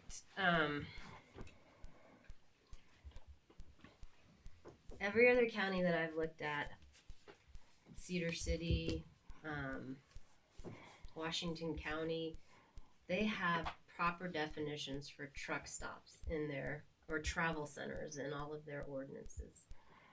For this very reason, that an automobile service station is not the same thing. And it is a mixed use. We need to kind of, I think, catch up with the times, because if we're trying to make our existing ordinance or that 2011 one look like something it's not, meaning trying to pull a giant travel center out of an automobile service station, we're gonna continue down this road of poor planning over and over again, and we have a plan in place. So I guess I'm saying, if you look at our current ordinances, our current plan that is in motion, we have better language for this. We have definitions for this stuff now. Right. Why go backwards when we could have a travel center defined in the right location going forward? It is not the same thing as an auto. So I agree with the ombudsman again.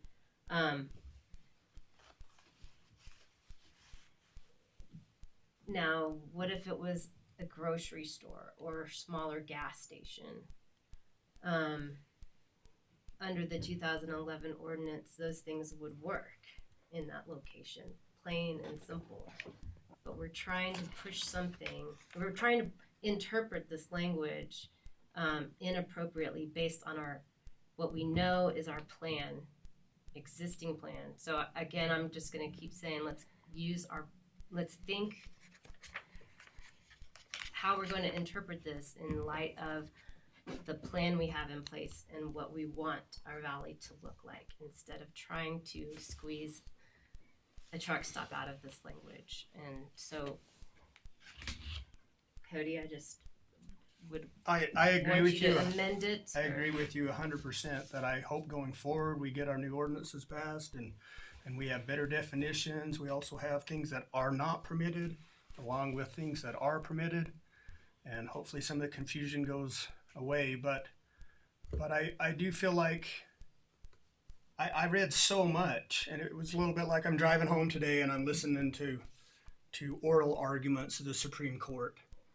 And sorry, gents, but a bastardization of the law is you listen to the one side and I'm 100%. They're like, well, yeah, that can't be done, like the states' rights. And then you listen to the other attorney and you're like, yeah, well, you can't affect a federal election, you know. And I read all this material and it's the same thing. I read this, well, yeah, that sounds pretty good. And I read this and that sounds pretty good. But I thought, and I kind of added in my comments, and this is truly how I feel, that we all represent our government and our laws and our ordinances in different ways. You know, either you are a jury, you know, of your peers, you are elected to represent the state or state office or a commission or planning and zoning commission. And so I just read it with my couple years of poorly grades in college education, and I look at it and I simply say, are they the same thing? Are they the same things with this, you know, how do I word that? With the same definition but different beginning phrases, you know, automotive service station. And I feel like they simply are. Like I said, a restaurant, a drive-in cafe, a commercial parking lot. These are permitted uses. And so I just felt like, and I would argue with you that the layman definition is that they are in harmony. I would hope that we wouldn't use, I would call it petty wording to deny people's rights on their property. Well, then at the very least, can I make another motion, a counter motion, to do all of that, but go to the or and go down the road of approving it as a conditional use? That way, we at least. You have to vote on the first motion. Before you make a new one, sorry. Okay. Sorry to interrupt. Yeah, I think. But then I still have an opportunity to counter alternative. Okay. Sorry, there's a lot going on. All right. 700 and something odd pages. 57. I tried to get y'all to. I was at a conference and I stayed up till midnight. I drove home today. I'm so friggin' tired. It's but 9 o'clock. But I did my best. Okay. I stated the motion and the second already. So all those in favor say aye. Aye. Aye. Any opposed? Aye. Okay. Any abstention? Motion carries.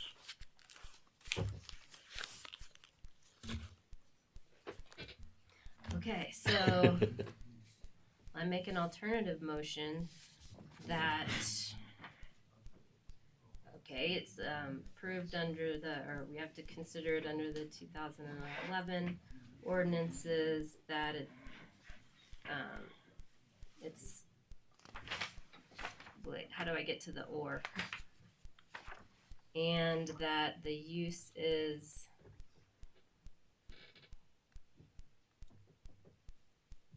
Does not fit one or more of.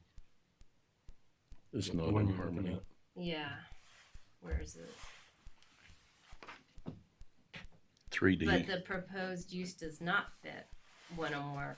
Can I go from there to there? Along these lines? Fit one or more of the uses listed for the CDH and is not in harmony with the intent of the neighborhood commercial zone and similar in nature to the listed CDH uses, and is therefore another use that must be approved as a conditional use and is referred. Now, I disagree with this, unless you're just saying staff is going to recommend some things, but I wouldn't want to just refer this off to the staff without, it would have to come back to us. And then refer to staff to determine the project's reasonably anticipated detrimental effects and recommend reasonable conditions to mitigate those detrimental effects if possible. And the reasons are because a truck stop, the impacts of a travel center is going to be way bigger than what I perceive to be or interpret as an automobile service station or restaurant standalones, and that the impacts to health, safety, welfare of our community is going to be impacted dramatically. And there's things that, by having it as a conditional use, would allow us to mitigate more than what Love's might be proposing. One of the big ones is going to be noise. And because of the nature of this giant development, the county, I think, should consider hiring a consultant that deals with these kind of things. So if we're going to have a truck stop there, let's do it in a way that fits that location and mitigates as much as possible. But if we don't put it as a conditional use, there's some things that we may not get, like any kind of noise mitigation, or the lighting is proposed, but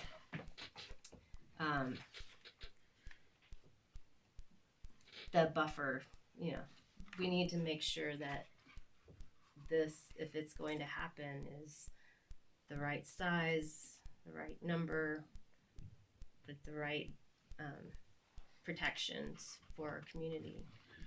So that's what I implore you to look at, considering that avenue instead. Well, we still have Kim back here for questions.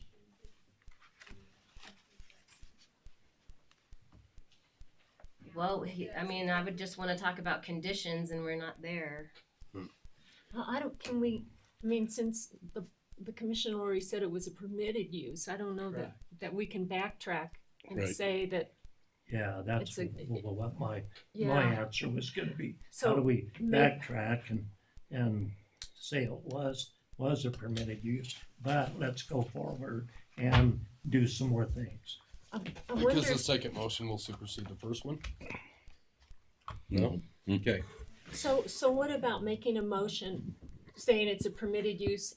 Is it possible to say it's a permitted use and we make a motion that we want these things done as well? Like, work on. Yeah. It's either permissible or conditional. It's permitted. Mm-hmm. Then at least for the record, I want to make a motion that, an alternative motion that it is incomplete, or no, wait, that it was complete, and... I think you can make an amended motion. Yeah, how do I get to the conditional use one? You can make an amended motion, or make a motion to amend the previous motion that was approved, but it's up to the planning commission whether. But I thought that Already had to been be voted before the on. vote. I thought amended motion had to be before the she's just vote. making You a can motion to reconsider. amend the prior motion, which I think you can do, but you don't have to agree with it.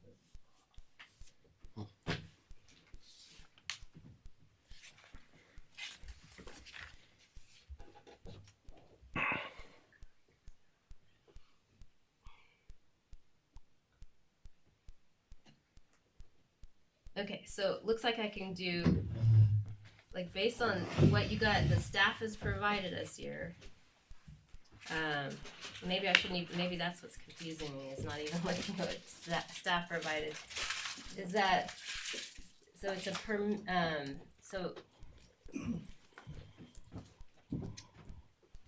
how about it's, we consider it under the, well, we can't go that direction.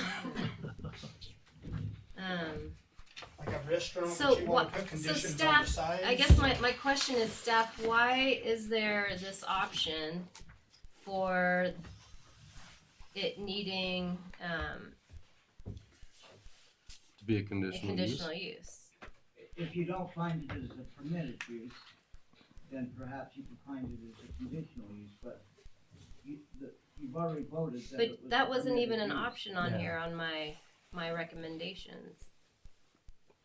So then I guess that's what my motion would be, because the original was like, it's either incomplete or it's complete.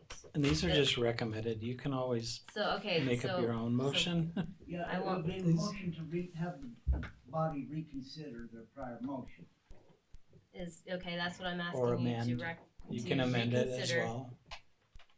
That it is not a permitted use,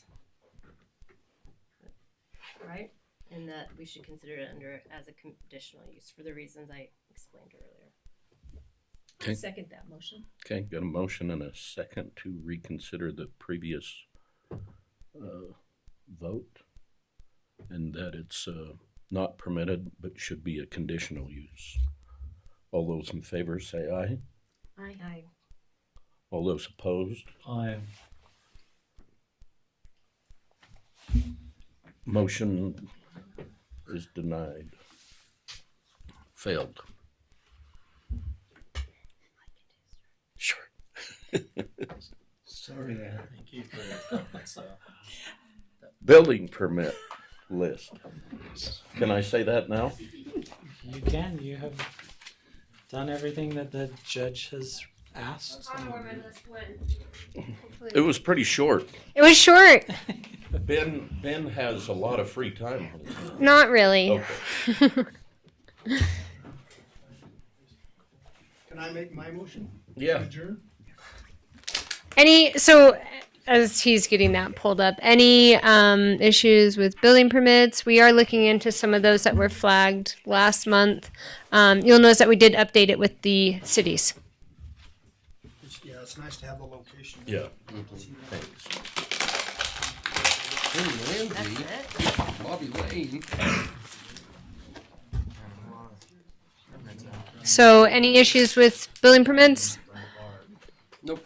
Okay, well then, somebody get us out of here. Cody, We'll take it now. I made it. Yeah. Oh, I'll second it. I was waiting for a second. motion is second hard to to get a second. adjourn. All those in favor say aye. Aye. See, this is where I just start to make stuff up on the adjournment. I know, but did you want to adjourn? Yeah. Hey, Let's go home. everybody drive safe out there tonight. Yes. On the minutes, yep. Yeah, we'll definitely. We'll get those. Absolutely. Oh God, don't do it. Charles, don't do it.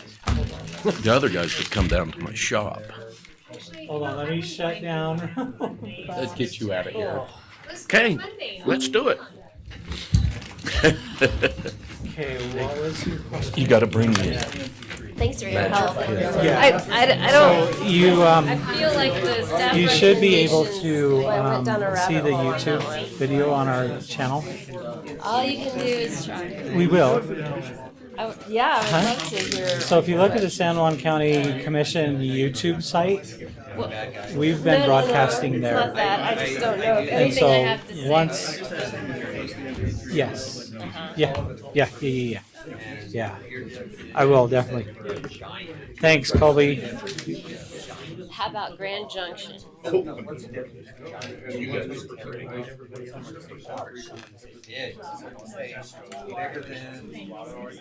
Definitions are just.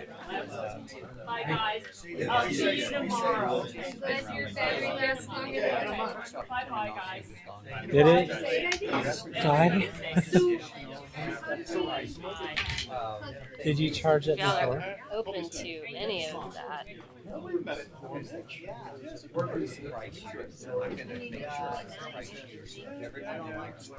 This is what they complained about. You're It's too weird, close it's to all never of our been like houses. this. This is what was in the. Because we've first had longer application. meetings since last meeting. They're saying. Plugged into the USB port. Yeah. Do you see any over here anymore? No. We could always. Right. 500 feet away. Yeah, let me stop this You know one. what's right here? So, It's right there. Business. Right? Like I can't use my phone. Have you seen what they just built? These giant townhomes?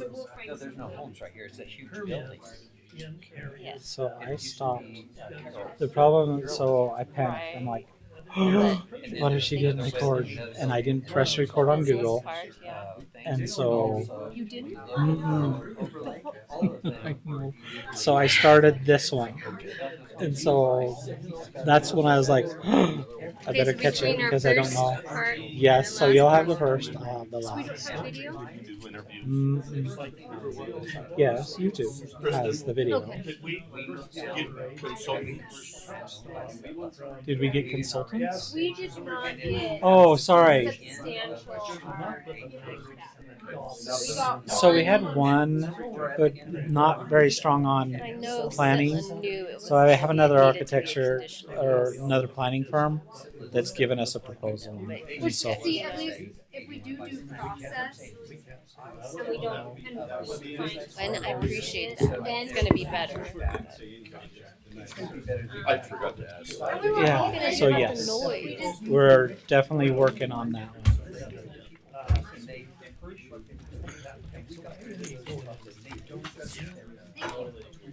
Hey, John. Yeah. Thank you. John. There is civil land south of the valley. Why not?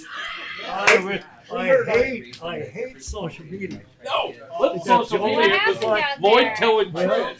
I had a guy that made me a bet about 2 years ago whether I could vote in the Democratic primary. He was saying, you can't go vote in that unless you go register as a Democrat. And I said, bullshit, I looked at the law. You don't have to register. You can vote in the Democratic, now the Republican primary, you have to register as a Republican. Yeah. And How is it one-sided?